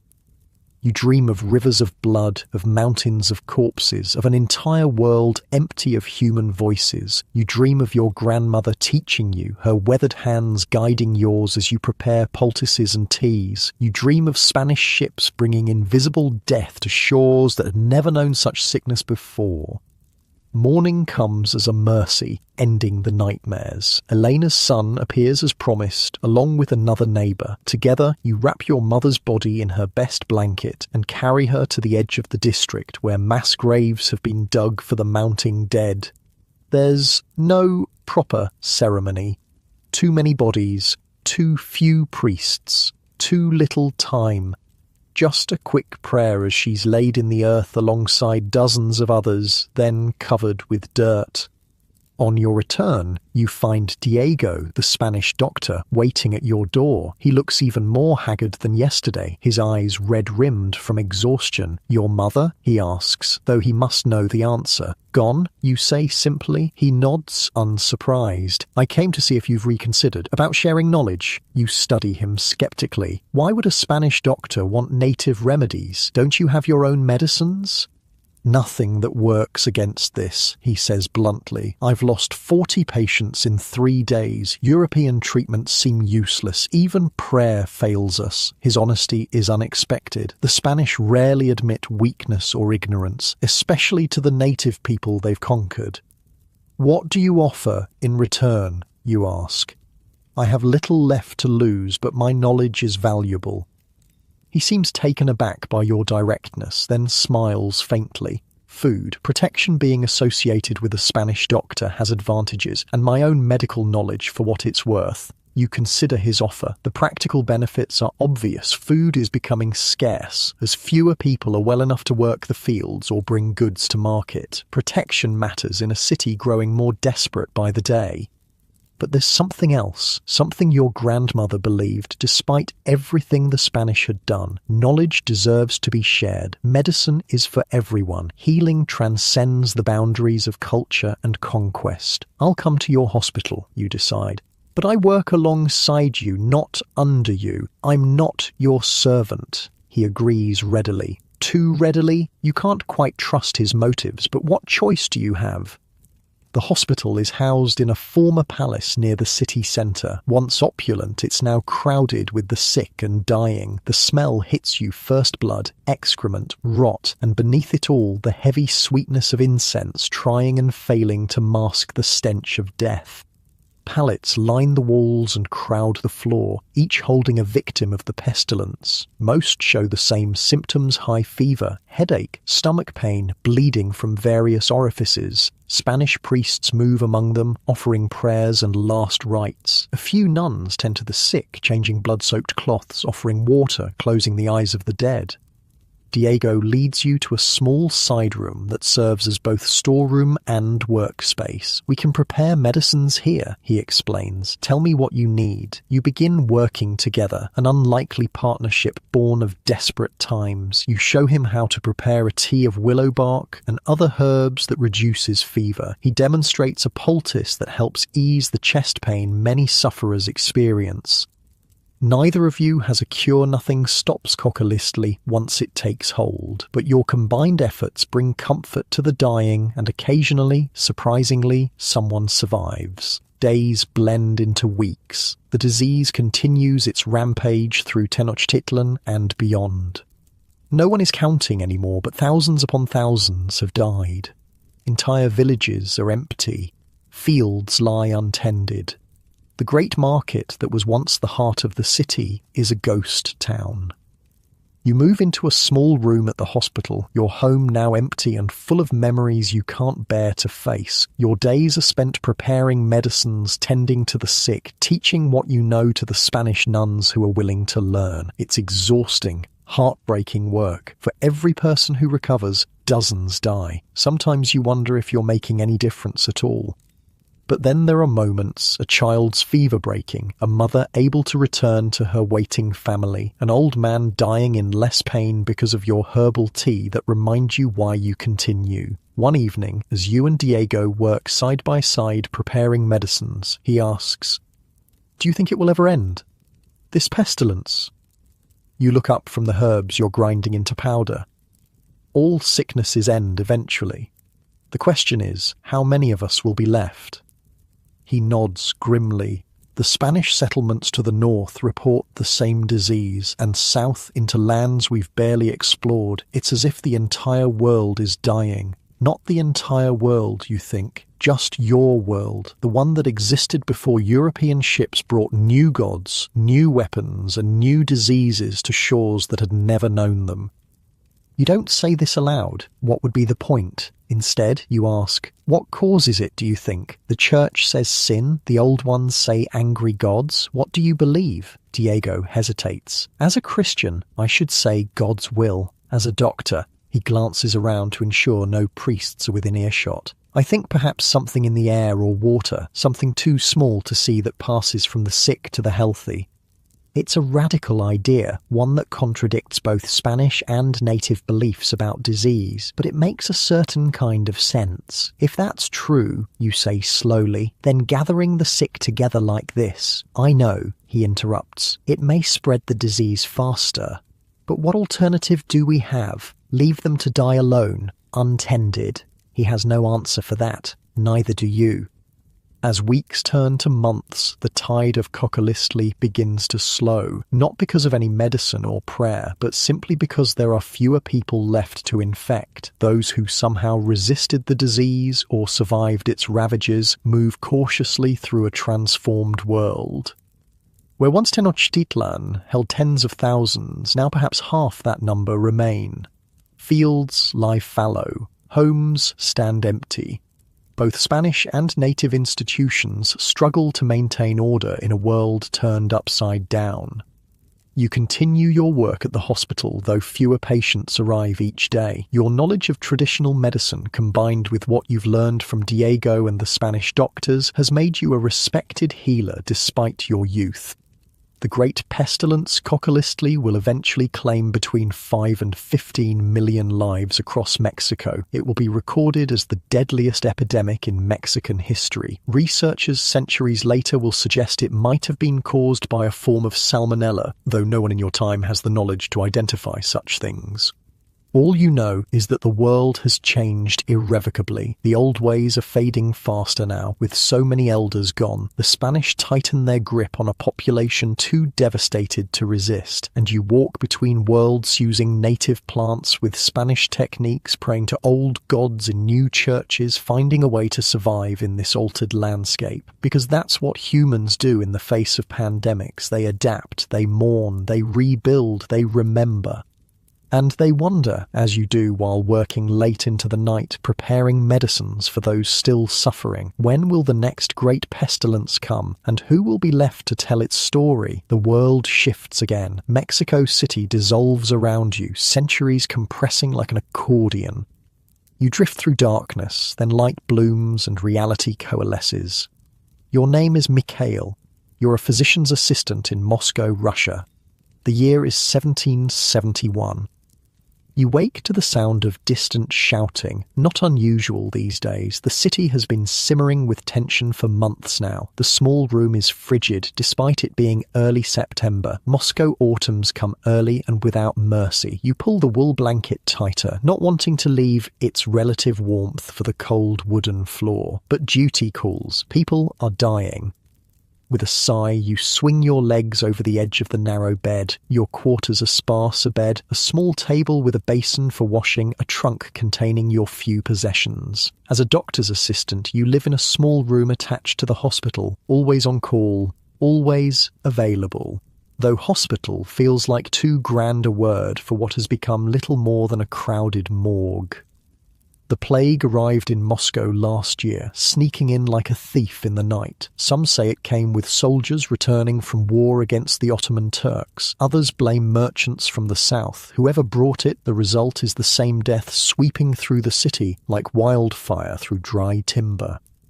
You dress quickly in your work clothes, simple wool trousers and shirt, a long coat that reaches your knees, no special protective garments like the doctors wear, no beaked mask filled with herbs, no leather gloves, no waxed cloths. Those are for the physicians. Assistants make do with what they have. The shouting outside grows louder. You move to the small window, wiping condensation from the glass. The street below is filling with people, not the usual morning traffic of workers and vendors, but an angry crowd. They carry torches despite the daylight and crude weapons farm tools, sticks, a few swords. Not again, you mutter, your breath fogging the glass. The riots have been growing worse as the plague tightens its grip on Moscow. Last week, a mob attacked the Blagoshenskaya hospital after rumours spread that patients were being strangled by doctors rather than treated. The week before that, a quarantine house was burned to the ground, the sick inside barely escaping with their lives. Fear does strange things to people, turns neighbours against each other, makes reasonable men believe unreasonable things. A knock at your door pulls you from these thoughts. Mikhail Ivanovich, it's Dr. Sharapov, the physician you assist. Are you awake? Yes, doctor, coming. You grab your satchel containing herbs, bandages, and the few medicines available to you and step into the hallway. Dr. Sharapov looks like he hasn't slept in days, which is probably true. His clothes are rumpled, his grey beard untrimmed, dark circles like bruises under his eyes. There's a situation, he says without preamble. The General Hospital is turning away plague victims. They're being sent here instead. Your heart sinks. Your small hospital is already overcrowded, understaffed, undersupplied. How many? Dozens, at least. Carts are already arriving. He runs a hand through his thinning hair. And there's another problem. Did you see the crowd outside? You nod. They're saying we're poisoning the wells, that doctors are spreading the plague deliberately. His voice is bitter, as if we don't have enough to do without inventing new ways to kill people. Such rumours have been circulating for weeks, that the plague is a foreign plot, that it's punishment from God for Moscow's sins, that doctors are its agents, not its opponents. What do we do, you ask? Our job, Dr. Sharapov says simply, for as long as we can. Come, they need us downstairs. The main ward of the hospital is chaos. Every bed is filled with additional pallets crowding the floor between them. The air is thick with the smell of sickness, sweat, blood, excrement, the sweet rotting odour of infected buboes, and everywhere the sounds of suffering, moaning, crying, prayers muttered through cracked lips, the rattling breaths of the dying. Orderlies move between the sick, changing soiled bedding, offering water, removing bodies. Most wear cloths tied over their noses and mouths, though whether this offers any real protection is anyone's guess. Mikhail, one of the orderlies, waves you over. Need help here? You navigate through the crowded room to where a man lies writhing on a pallet. His neck is grotesquely swollen on one side, a bubo, the telltale sign of plague. His face is flushed with fever, his eyes glassy and unfocused. Just brought in, the orderly explains. Family said symptoms started yesterday. Yesterday. That means he's in the early stages. Some survive this. Not many, but some. You kneel beside the pallet, opening your satchel. Can you hear me? You ask the man. His eyes roll toward you, struggling to focus. Water, he rasps. The orderly brings a cup while you prepare a herbal tincture willow bark for fever, valerian to calm the agitation, a few other herbs that sometimes seem to help. It's not much, but it's something. Drink this first, you say, helping him lift his head. Then water. He swallows obediently, grimacing at the bitter taste. You follow it with water, which he gulps desperately. "What's your name?" you ask, checking his pulse, racing as expected. "Fyodor." His voice is slightly stronger after the water. "Fyodor Kuznetsov." "Mikhail Ivanovich," you introduce yourself. "I'm going to help you, Fyodor." It might be a lie, probably is, but sometimes hope is the best medicine available. You examine the bubo on his neck, hot, swollen, painful to the touch. In the worst cases, these swellings grow to the size of apples, turning black before bursting and suppurating. This one is still relatively small, which might be a good sign. "We need to draw out the poison," you explain, preparing a poultice of mustard, garlic and oniona remedy Dr. Sharapov learned from French physicians. This will be uncomfortable, but it may help. As you work, applying the poultice to Fyodor's swollen lymph node, you talk to distract him from the pain. "Do you live nearby? In Moscow?" "Village. 20 versts north," he manages. "Came to sell furs. Started feeling ill at market." A familiar story. The plague doesn't care if you're a Moscow resident or a visitor, rich or poor, young or old. It takes all comers. "My family," Fyodor says suddenly, his hand gripping your wrist with surprising strength. "My wife, children, they were with me." Your stomach drops. "At the market," he nods weakly. "Where are they now?" you ask, though you dread the answer. "Don't know." His eyes fill with tears. "We were separated when I collapsed. The crowd, everyone was running, afraid of contagion. The thought of a woman and children alone in plague-stricken Moscow, possibly infected themselves, makes your chest tight with worry. But there's nothing you can do. The city is too large, the chaos too complete. Rest now," you tell Fyodor, finishing with the poultice. "Save your strength. I'll ask about your family." But you both know it's an empty promise. In this overwhelmed hospital with new victims arriving by the hour, no one has time to search for missing families. The day progresses in a blur of similar scenes. More patients arriving, more poultices applied, more tinctures administered, more comfort offered to the dying. You work alongside Dr. Sharapov and the other assistants, moving from bed to bed without rest. By midday, the shouting outside has grown louder. Occasionally, something crashes against the hospital walls, rocks or debris thrown by the growing mob. "They're getting bolder," one of the orderlies mutters as you work together, changing the soiled bedding of an unconscious patient. "Yesterday, they just shouted. Today, they're throwing things. Tomorrow..." You don't want to think about tomorrow. About what happens if the mob decides to enter the hospital rather than just threaten it from outside. A crash of breaking glass answers that question sooner than expected. Someone has thrown a rock through one of the windows. Shards of glass rain down on a row of pallets, causing cries of alarm from patients able to make noise. "Get something to board that up," Dr. Sharapov orders, seemingly unruffled by the escalation, quickly before they throw something worse. You help an orderly nail planks over the broken window, acutely aware of the angry voices just outside. What do they want? Do they really believe doctors are causing the plague? Or is this just fear and grief finding a convenient target? As if reading your thoughts, Dr. Sharapov says quietly, "They need someone to blame, something they can fight. An invisible enemy is too frightening. So they blame us instead," you say, hammer pausing mid-swing. He nods. It's happened before. During the Black Death, they blamed Jews. In Rome, Christians. Always someone. You finish boarding up the window in silence, contemplating this cycle of blame that seems as persistent as the plague itself. By evening, the hospital quiets somewhat, not because patients are recovering, most aren't, but because many have died, their bodies removed to carts outside for mass burial. New arrivals have slowed, though whether that's due to the mob outside or just the lateness of the hour, you can't say. You check on Fyodor again. His fever burns hotter, his breathing more laboured. The bubo on his neck has grown despite the poultice. Not a good sign. "My family," he murmurs when he sees you, his thoughts still fixed on his lost wife and children. "I asked," you lie gently. "No one has seen them, but that could be good news. Maybe they left the city, went back to your village." He doesn't look convinced, but nods weakly. Water, he whispers. As you help him drink, Dr. Sharapov appears at your side. Mikhail, a word. You follow him to a quieter corner of the ward, though quiet is relative in this place of suffering.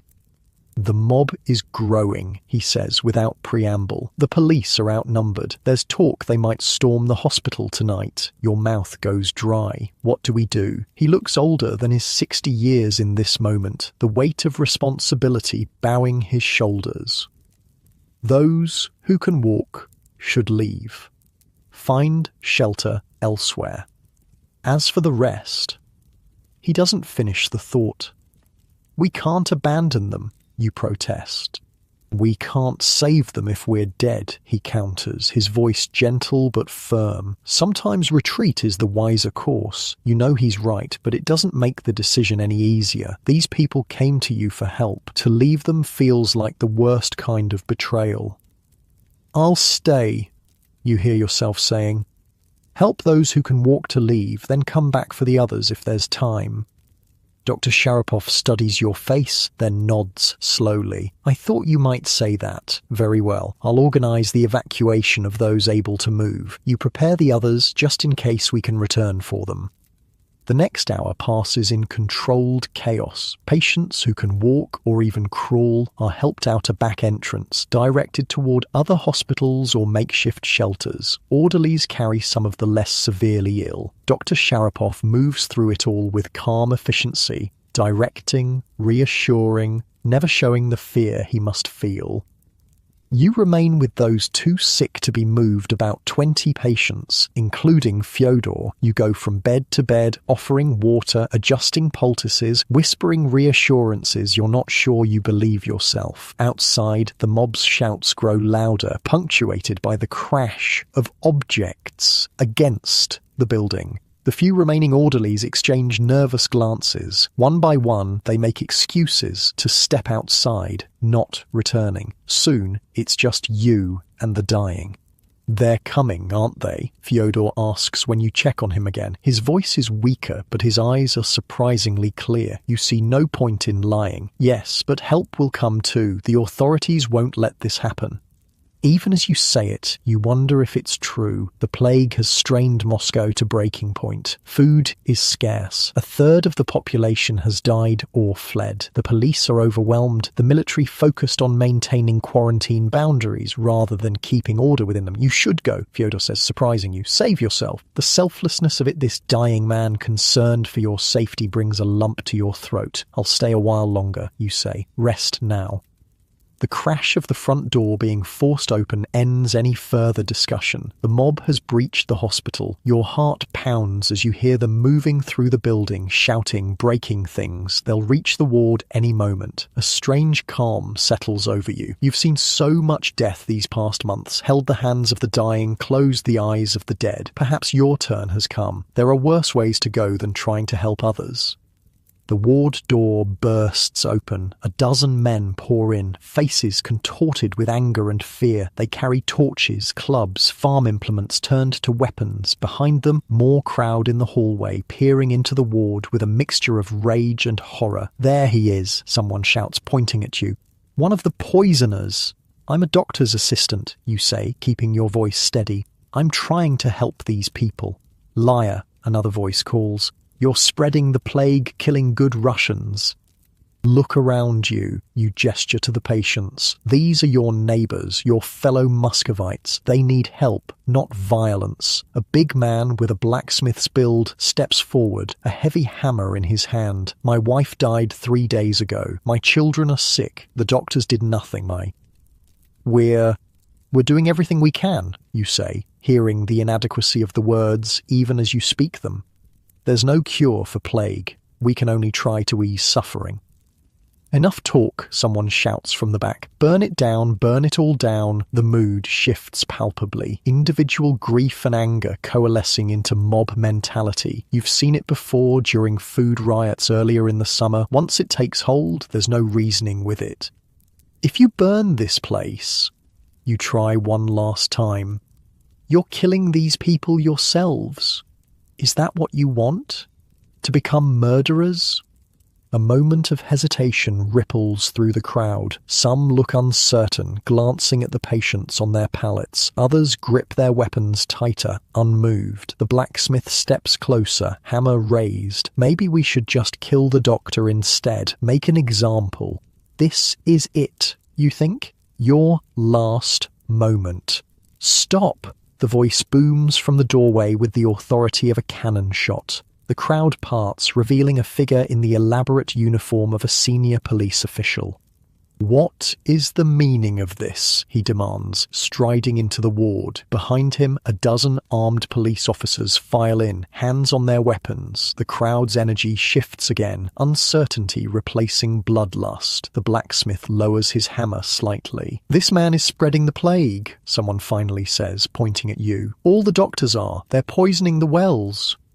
The police official looks at you, then surveys the ward full of suffering patients. "Does this look like poisoning to you?" he asks the crowd. "Or does it look like men and women sick with plague being cared for by medical staff?" No one answers. "Moscow is under martial law, by order of the Empress Catherine herself," the official continues. "Rioting is punishable by imprisonment or death. Return to your homes immediately or face the consequences."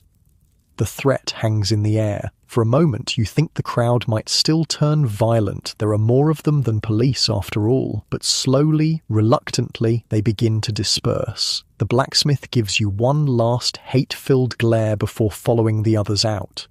When they're gone, you slump against the nearest wall, knees suddenly weak with relief. "Thank you," you manage to say to the police official. "Another minute and—" He cuts you off with a curt nod. "Where is Dr. Sharapov?" "Evacuating patients who could walk. He should return soon."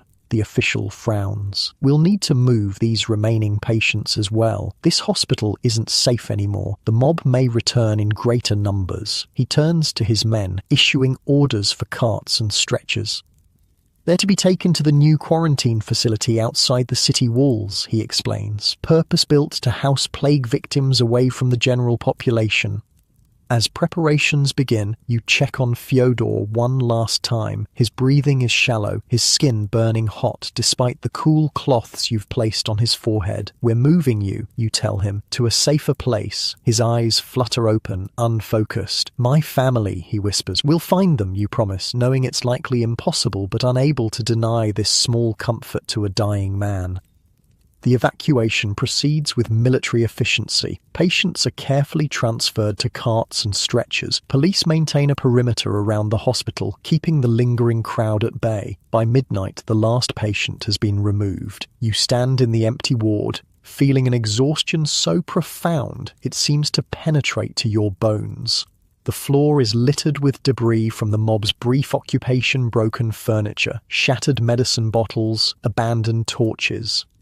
"Mikhail Ivanovich, Dr. Sharapov has returned, his face grim. You're alive. I feared the worst when I heard the mob had broken in. The police arrived just in time," you say. "All the patients have been evacuated." He nods, surveying the destruction. "This was my father's hospital before mine. 30 years I've worked within these walls." His voice catches slightly. "Now look at it." There's nothing to say to that. The plague has taken more than lives, it's taken security, certainty, the basic fabric of society. "Come," Dr. Sharapov says after a moment. "We're needed at the quarantine facility. Our work continues, even if the location changes." As you follow him out of the ruined hospital, you realize you've lost track of time. How long has the plague been in Moscow now? Months? A year? The days blend together in an endless procession of sickness and death. But it won't last forever. You know this from medical histories, from the teachings of physicians who have studied past outbreaks. Even the Black Death eventually receded. This plague too will run its course. The question is, how many will be left when it's done? Already, Moscow has lost perhaps a third of its population dead or fled to the countryside. Streets that should be crowded stand empty. Markets that should be bustling are silent. Churches fill with the desperate rather than the devout. Outside the city walls, the quarantine facility looms a sprawling complex of hastily constructed wooden buildings surrounded by a high fence. Guards stand at the entrance, checking papers, ensuring only medical personnel and the sick enter. Inside, organized chaos reigns. Hundreds of patients lie on simple cots arranged in long rows. Doctors, assistants, and nuns move among them, doing what little they can with limited supplies and knowledge. You find Fyodor easily enough. His cot is in the section for the most severely ill. His condition has worsened during the transport. The bubo on his neck has darkened, and now similar swellings are visible under his arm. His breathing is laboured, his consciousness fading. You sit beside him, taking his hand. There's nothing more to be done medically. All you can offer now is the comfort of human touch, the assurance that he won't die alone.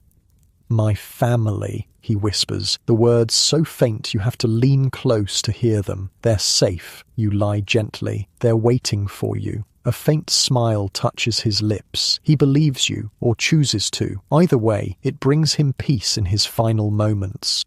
As the night deepens around the quarantine facility, as patients live and die under your care, you can't help but reflect on the strange continuity of human experience across the centuries. The plague in Athens, in Rome, in Constantinople, in London, and now in Moscow.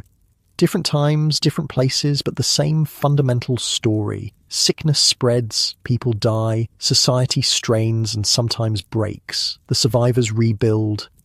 Fyodor's hand grows cold in yours, another life claimed by the pestilence. You close his eyes gently, murmuring the orthodox prayer for the dead. Then you move on to the next patient, and the next, and the next, because that's what those who care for the sick have always done throughout history's worst pandemics. They continue, they persist, they bear witness to suffering and try, however imperfectly, to ease it.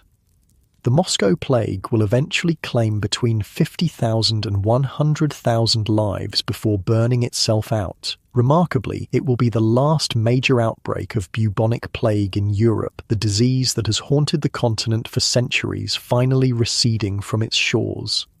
But other pandemics will come, in other times, in other places, and always there will be those who stay when others flee, who help when help seems hopeless, who remember that even in humanity's darkest hours, compassion remains our greatest strength and surest hope.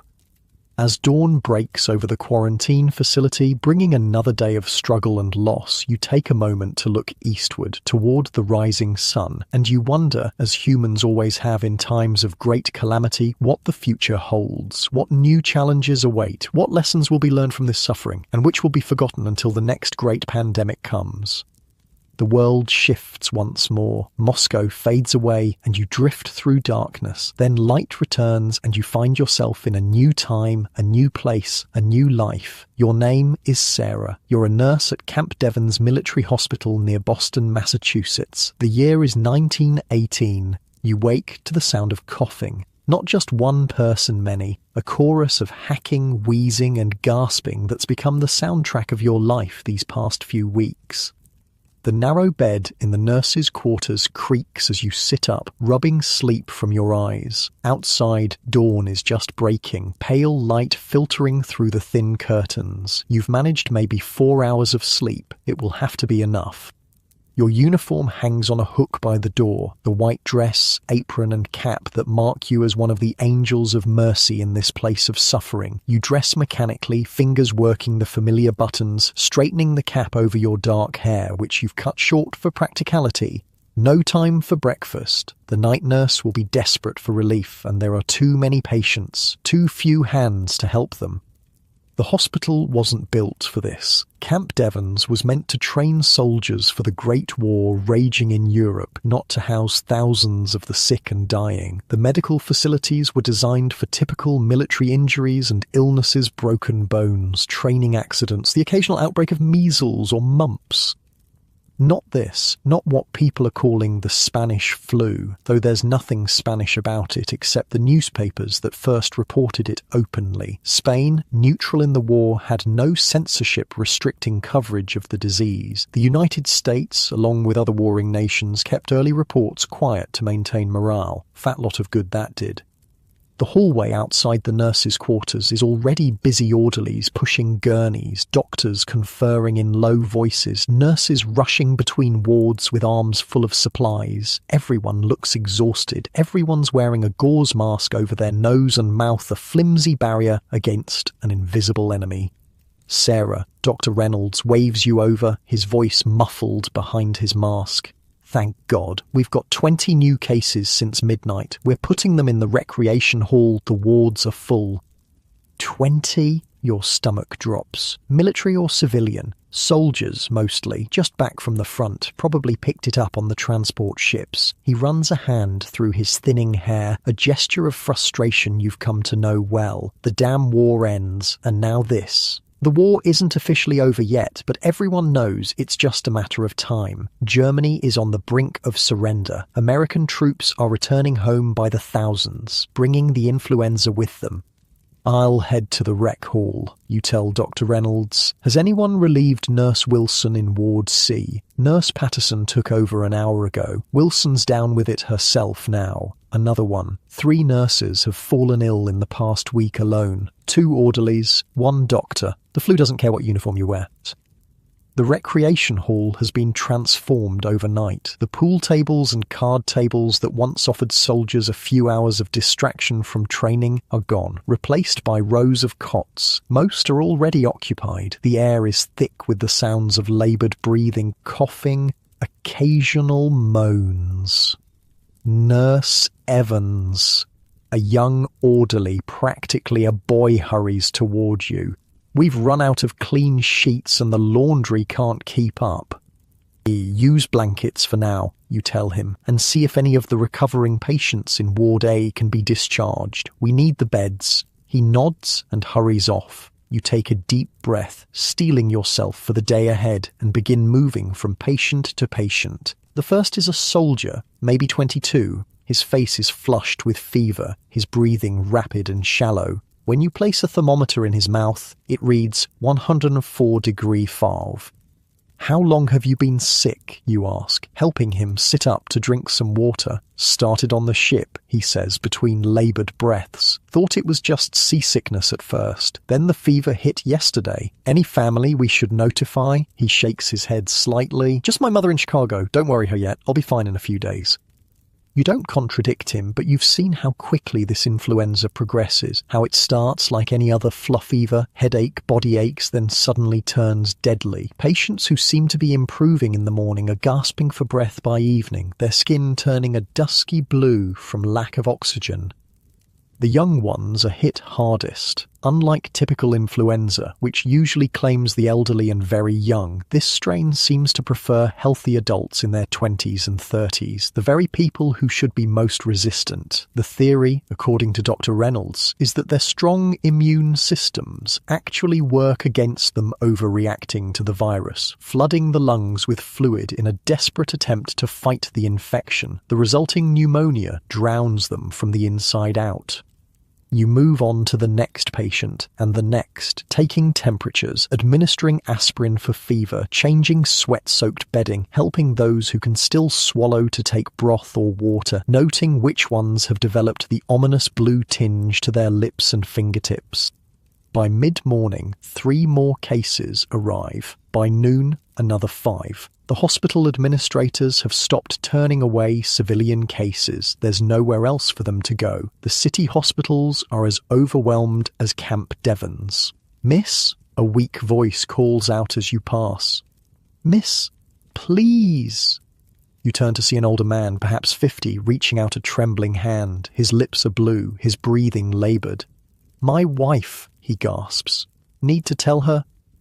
You kneel beside his cot, taking his hand. It's cold, despite his fever, the fingernails blue-tinged. "What's her name, sir? Where can we find her?" "Mary, 42 Elm Street." Each word is a struggle. "Tell her, I'm sorry, for the fight. Tell her." A coughing fit interrupts him. Violent spasms that bring up frothy, blood-tinged sputum. You help him turn to his side so he doesn't aspirate, holding his shoulders as the coughing tears through his weakened body.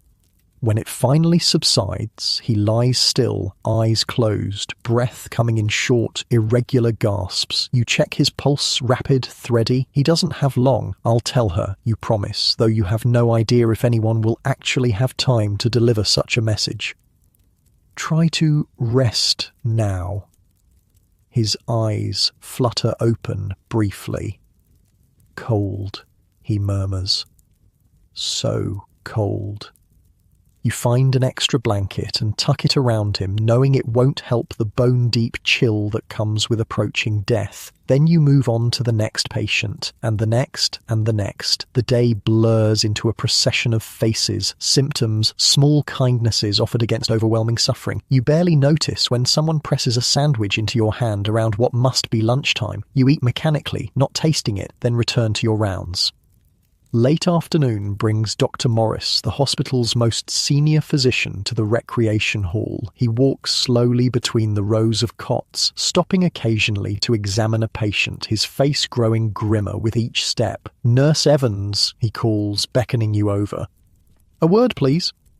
You follow him to a quieter corner, though nowhere in this makeshift ward is truly quiet.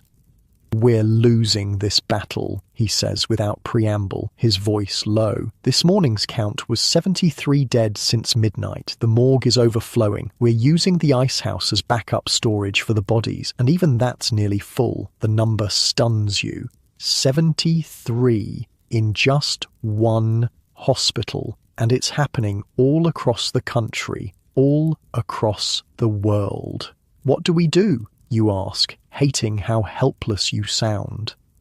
Dr. Morris removes his spectacles, pinching the bridge of his nose. "Keep fighting. What else can we do? But I've sent a telegram to Boston for more doctors, more nurses. God knows if any will come. Everyone's afraid. With good reason, you think, but don't say." "There's something else," Dr. Morris continues. "The town council is closing public gatherings, schools, churches, theatres. They're considering a mask ordinance for anyone on the streets. These measures seem sensible to you. Will it help? Perhaps, if people comply." He sounds doubtful. "The war news has everyone wanting to celebrate. Hard to tell them to stay home just when victory seems near." Victory. The word feels hollow, with so many dying here at home, after surviving the trenches and gas attacks of France. "I should get back to my patients," you say. Dr. Morris nods, replacing his spectacles. "Carry on, Nurse Evans, and take care of yourself. We can't afford to lose you too." As evening approaches, you find yourself back with the older man who wanted to contact his wife. He's unconscious now, his breathing so shallow it's barely perceptible. You check his pulse, faint, irregular, minutes away from stopping altogether. You sit with him, holding his hand. No one should die alone, but in a pandemic, it happens all too often. Not on your watch, not if you can help it. "It's all right," you say softly, though you don't know if he can hear you. "You're not alone. I'm here with you." His breathing hitches, then stops. Starts again with a rattling sound, the death rattle they taught you about in nursing school but never quite prepared you for. Then stops for good. You close his eyes gently, say a quick prayer, and mark the time of death in your notebook. The orderlies will come for the body soon. The bed will be cleaned, disinfected, and given to another patient within the hour. The cycle continues. By the time your shift finally ends, well after dark, you're swaying on your feet with exhaustion. 8 more patients have died under your care. 15 new cases have been admitted. 4 nurses and 2 orderlies have failed to report for the evening shift sick themselves, most likely. You should go straight to bed, try to get what rest you can before doing it all again tomorrow, but your mind is too full, your heart too heavy. Instead, you find yourself walking outside, removing your mask to breathe the cool autumn air. The hospital grounds are quiet, most soldiers confined to barracks to prevent spread of the disease. In the distance, the lights of the small town twinkle. Are people gathering there, despite the warnings, seeking comfort in each other's company, unknowingly spreading death among themselves? You think about the progression of this pandemic, how it started small, possibly at an army camp in Kansas, then exploded across the globe, carried by troops shipping out to the war, how it seemed to recede during the summer, giving false hope, then returned with a vengeance in the fall. How it's different from other diseases you've studied, bubonic plague with its telltale buboes, smallpox with its distinctive rash. This influenza looks like ordinary flu until suddenly it isn't, the victim's skin turning blue as they drown in their own fluids. And yet, there are similarities, too. The fear, the desperate search for treatments, the breakdown of normal social functions as too many fall ill too quickly. The way it strikes without regard for wealth, status, or character. Some things never change. A sound breaks into your thoughts, footsteps approaching on the gravel path. You turn to see Dr. Reynolds, his mask hanging around his neck, face haggard in the moonlight. Couldn't sleep? He asks, coming to stand beside you. Didn't try yet, you admit. Too wound up. He nods, understanding. I keep thinking about the Black Death, how they had no idea what caused it, no real treatments. At least we have germ theory now. We know it's a virus, even if we can't see it or stop it yet. Small comfort to those dying in there, you say, gesturing toward the hospital buildings. True, he sighs heavily, but humanity survived the Black Death. We'll survive this too. Or will you, though? The question hangs unspoken between you. Reports from other cities, a grim Philadelphia burying its dead in mass graves, cities running out of coffins, funeral homes so overwhelmed they're stacking bodies like cordwood. My brother's a doctor in Philadelphia, Dr. Reynolds says, as if reading your thoughts. He wrote that they've lost more civilians to the flu in a month than soldiers killed in the entire war. The scale of it is almost impossible to comprehend. How does it end, you ask? Does it just burn itself out? Eventually, all pandemics do. He looks up at the star-filled sky. The question is what's left afterward. You stand in silence for a while, two exhausted healers taking a moment's respite from the battle raging inside. The cool air feels like a blessing on your face after hours in the stifling, disease-filled hospital. I should try to sleep, you say finally. Tomorrow will be another long day. Dr. Reynolds nods. I'll walk you back. As you make your way toward the nurse's quarters, he asks, did you always want to be a nurse? The question feels strangely normal, a reminder that ordinary conversation still exists in this extraordinary time. No, you say with a small smile. I wanted to be a doctor, actually, but my father said that wasn't suitable for a woman. He was wrong, Dr. Reynolds says simply. You'd have made an excellent doctor. Maybe after the war, things will change, you say, though you're not sure you believe it. Women have been doing men's jobs while they fought, running factories, driving ambulances, saving lives, he adds, like you're doing now. You reach the nurse's quarters, pausing at the door. Good night, doctor.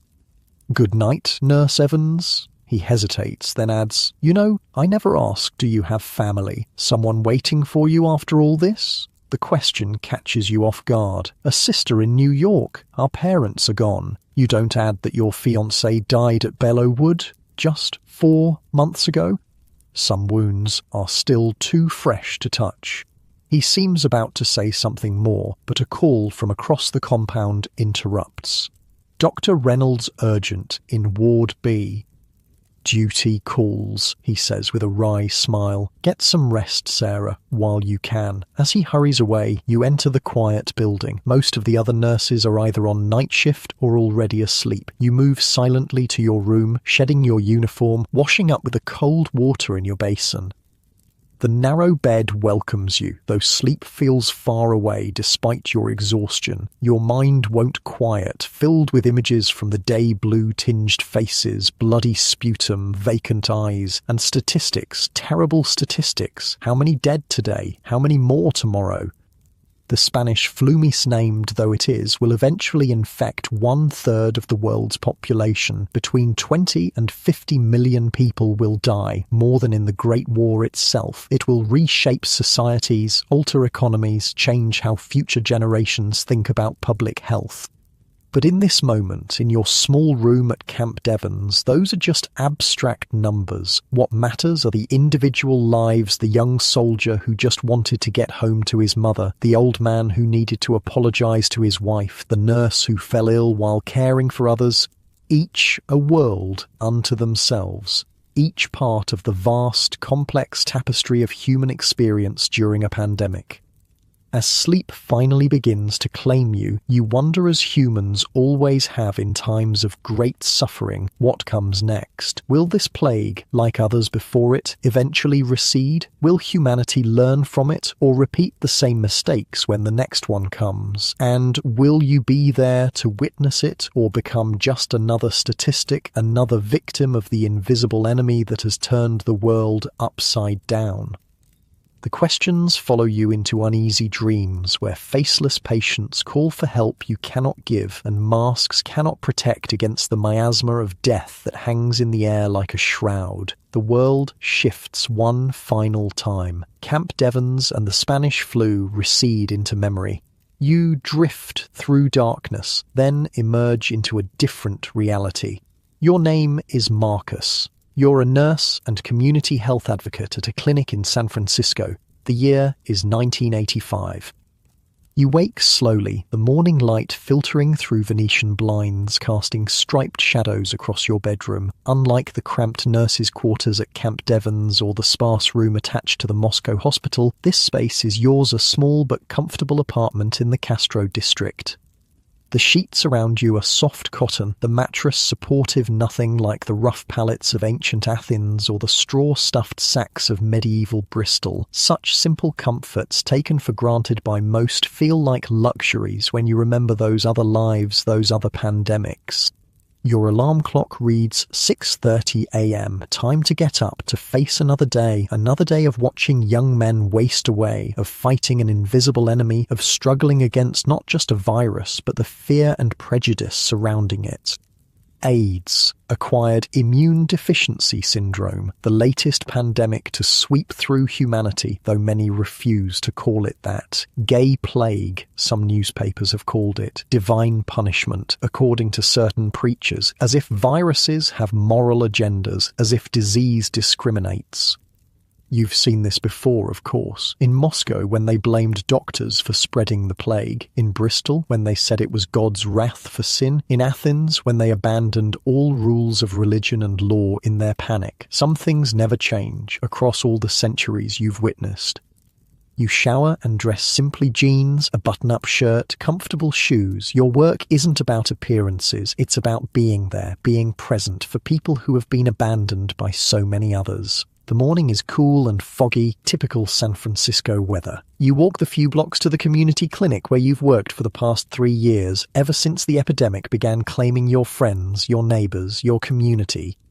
Unlike the massive hospitals of earlier pandemics, this clinic is smaller, converted Victorian house with a rainbow flag hanging beside the door. Inside, it's warm and deliberately homey, with comfortable chairs in the waiting room, art on the walls, plants in the windows. "Morning, Marcus," calls Elena from the reception desk. Her dark hair is streaked with premature grey, her eyes tired but kind. "Coffee's fresh. You'll need it. We've got a full schedule today."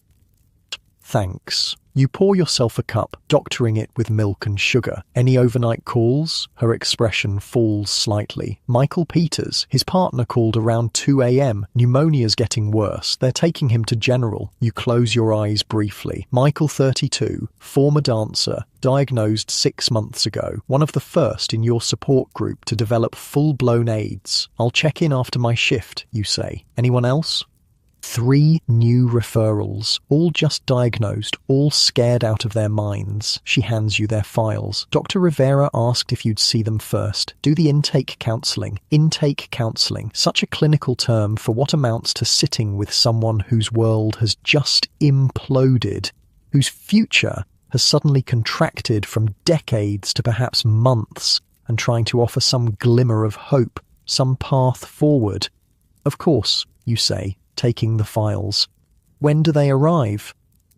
First one's here now. She nods toward a young man sitting alone in the corner of the waiting room, nervously thumbing through a magazine without seeming to actually read it. James Walker, 27, got his results yesterday. You study him for a moment, thin but not yet wasted. No visible lesions, alert eyes darting anxiously around the room. Early stage. There's still time for him, still treatments to try, infections to prevent.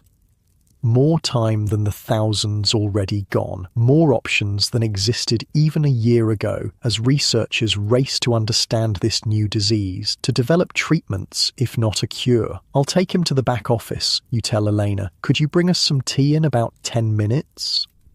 She nods, understanding the ritual. Tea provides not just comfort, but something to do with shaking hands, something to focus on besides devastating news and uncertain futures. Mr. Walker, you approach with a gentle smile. I'm Marcus. Would you like to come with me? We can talk privately. He stands, awkward, unsure. Are you a doctor? I'm a nurse and counsellor, you explain. I work with people who've just been diagnosed. Help them understand what's happening and what comes next.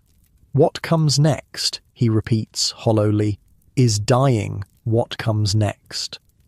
You meet his gaze directly. Not necessarily, not right away. There's a lot we can do, a lot you can do. That's what we're going to talk about. You lead him to the small office you use for counselling, comfortable chairs, no desk separating you from patients, plants and artwork, making it feel less clinical. The blinds are open, letting in soft morning light.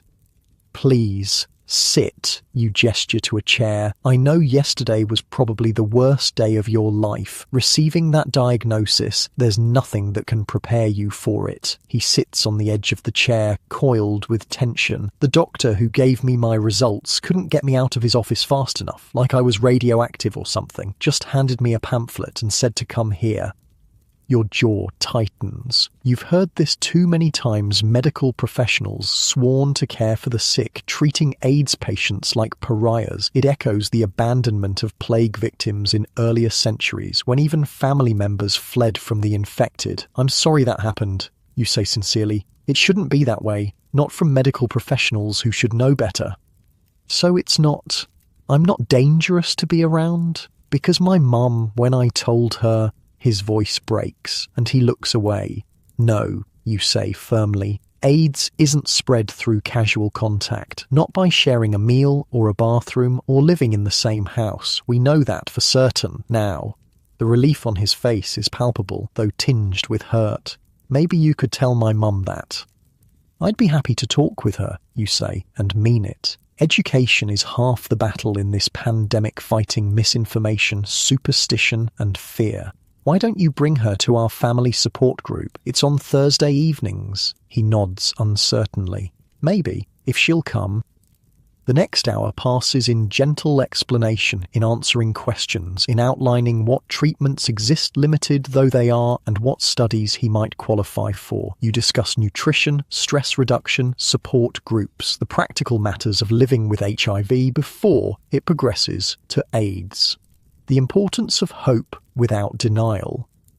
Throughout, you watch his posture gradually relax, his breathing slow, the panic receding, replaced by a wary determination. It's a transformation you've seen before, the initial shock giving way to the human instinct to adapt, to survive, to find a path forward even in the darkest circumstances. Elena brings tea as arranged. James wraps his hands around the warm mug like an anchor in a storm. The hardest part, he says finally, is feeling so alone, like I'm the only one going through this. You're not alone, you tell him. That's what this place is for. People who understand, who are walking the same path. Come to group tonight. See for yourself. After he leaves, with appointments scheduled and pamphlets in hand, you take a moment to center yourself before the next patient arrives. This work demands everything: emotional presence, medical knowledge, unwavering compassion while offering little respite. The pandemic doesn't pause for caregiver fatigue. The day progresses in a blur of patients, phone calls, paperwork, a support group in the afternoon where a dozen men in various stages of the disease share stories, fears, rare moments of laughter. You moderate, guide, listen, offer tissues for tears and gentle redirection when anger threatens to consume the room. By evening, you're drained but not finished. You still need to visit Michael at San Francisco General in the ward that's become known informally as the AIDS floor. Unlike earlier pandemics, where all victims were housed together by necessity, these patients are isolated not for lack of space, but because many hospital staff refuse to treat them. The elevator ride to the 6th floor feels familiar. How many hospitals have you walked through across the centuries? The technologies change, the architecture evolves, but the weight in the air, the particular quality of silence punctuated by moans and coughs, the underlying current of anxiety, these remain constant. Michael's room is at the end of the hall. You pause in the doorway, taking in the scene. He lies small and wasted in the hospital bed, oxygen tubes in his nose, an IV in one thin arm. His partner David sits beside him, reading aloud from a magazine, his voice steady despite the dark circles under his eyes. "Knock, knock," you say softly. David looks up, relief washing over his tired face. "Marcus, thank God. Tell them he needs more pain medication. They won't listen to me." You enter the room, medical advocate hat firmly in place. When did he last get something? What was it? 4 hours ago. Some codeine thing. It barely touched it. You check Michael's chart hanging at the foot of the bed. The attending physician is Dr. Harrison, who you know has a reputation for undertreating AIDS patients, claiming they're drug-seeking. "I'll find the nurse, you promise. And if necessary, I'll call Dr. Lewis from the clinic. She has privileges here."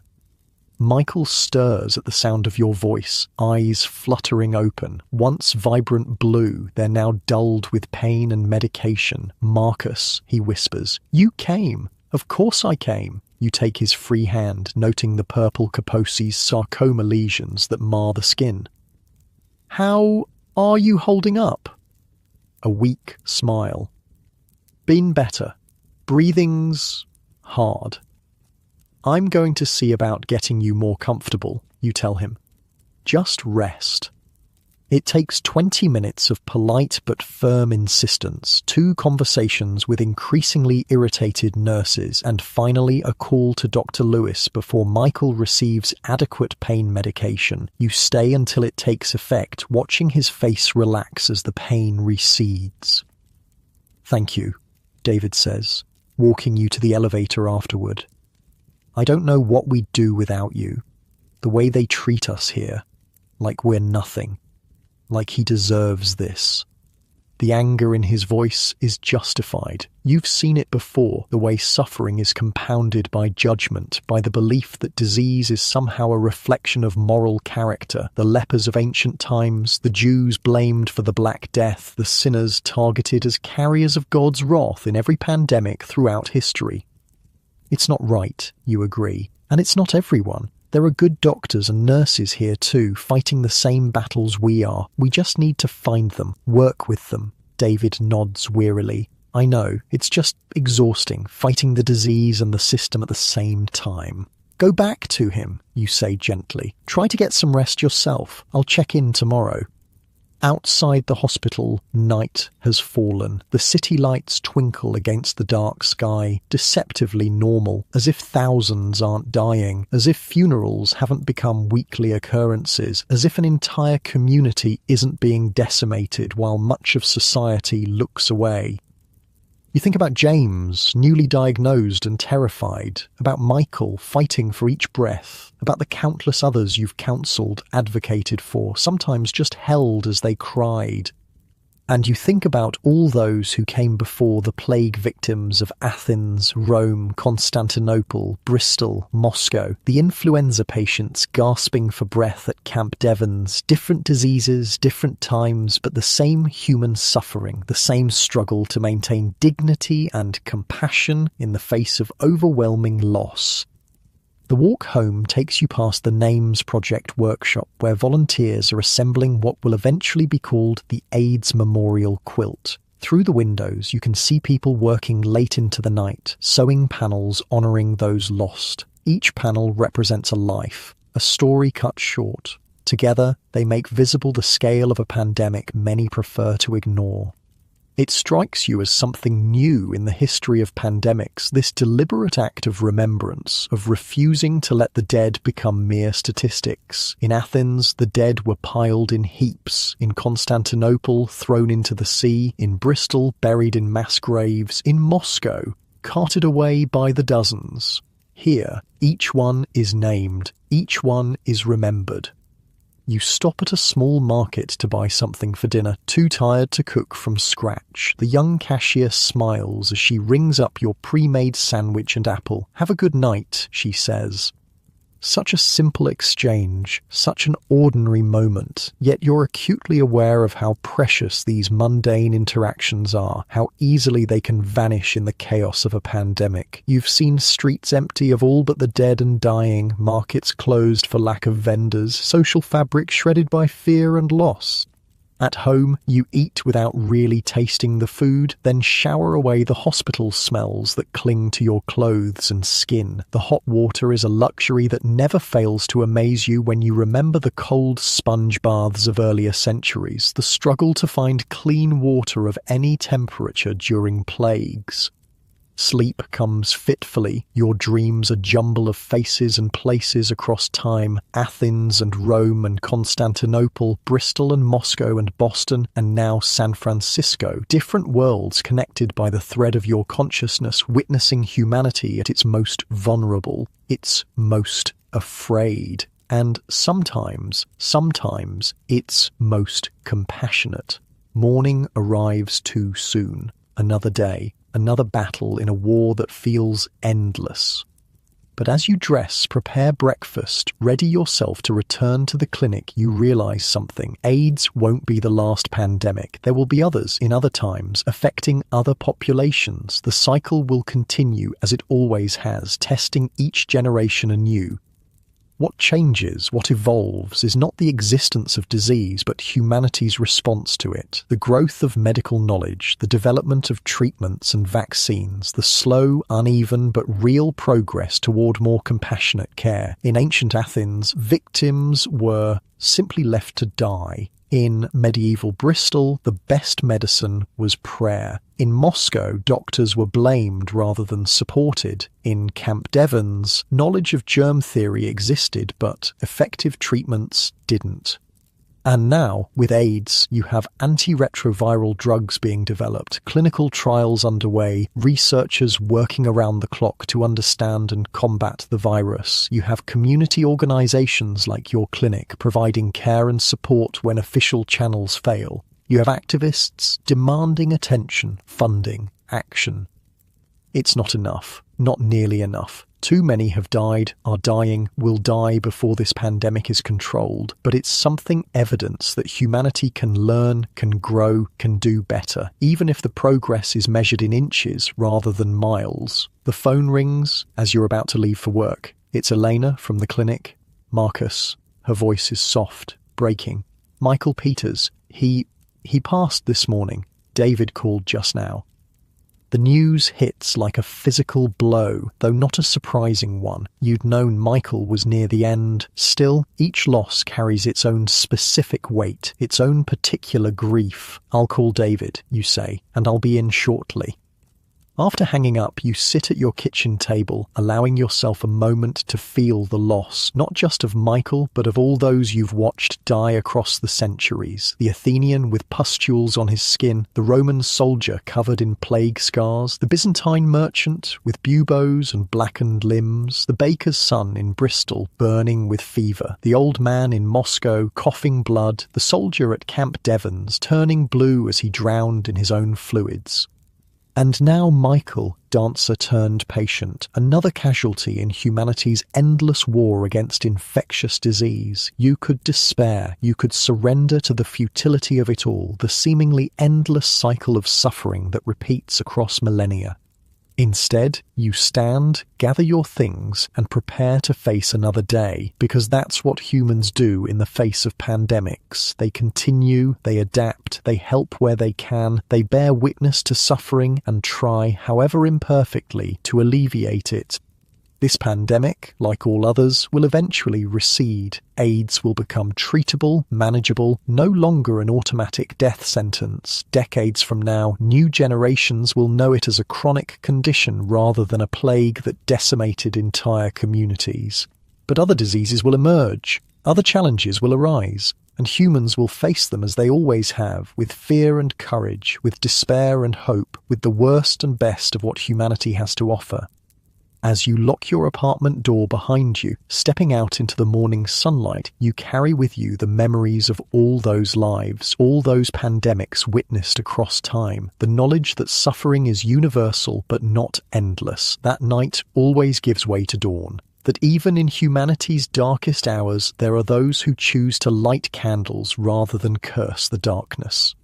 And perhaps that's the most important lesson of all, the wisdom earned through witnessing history's worst pandemics from the inside out, that no matter how terrible the disease, how overwhelming the suffering, how complete the societal breakdown, humanity endures, adapts, rebuilds, remembers, and, sometimes, learns.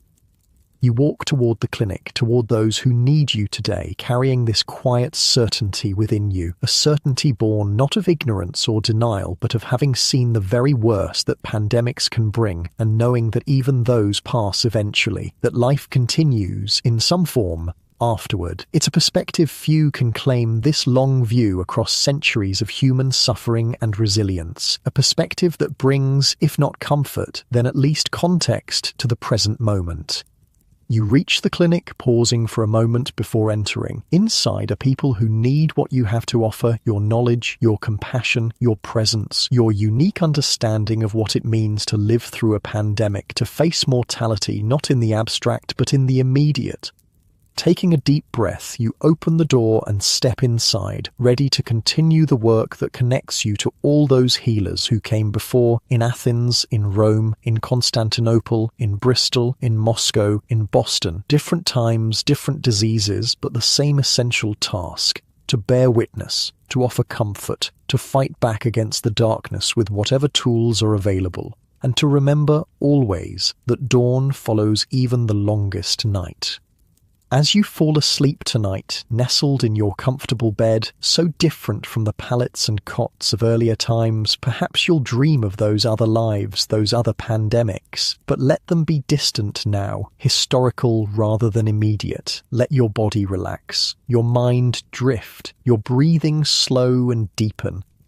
For you are safe in this moment, warm, protected, the struggles of past and present pandemics releasing their hold as sleep embraces you, carrying you gently into dreams where humanity's long, complicated dance with disease gives way to visions of healing, of connection, of the quiet courage that sustains us through our darkest hours.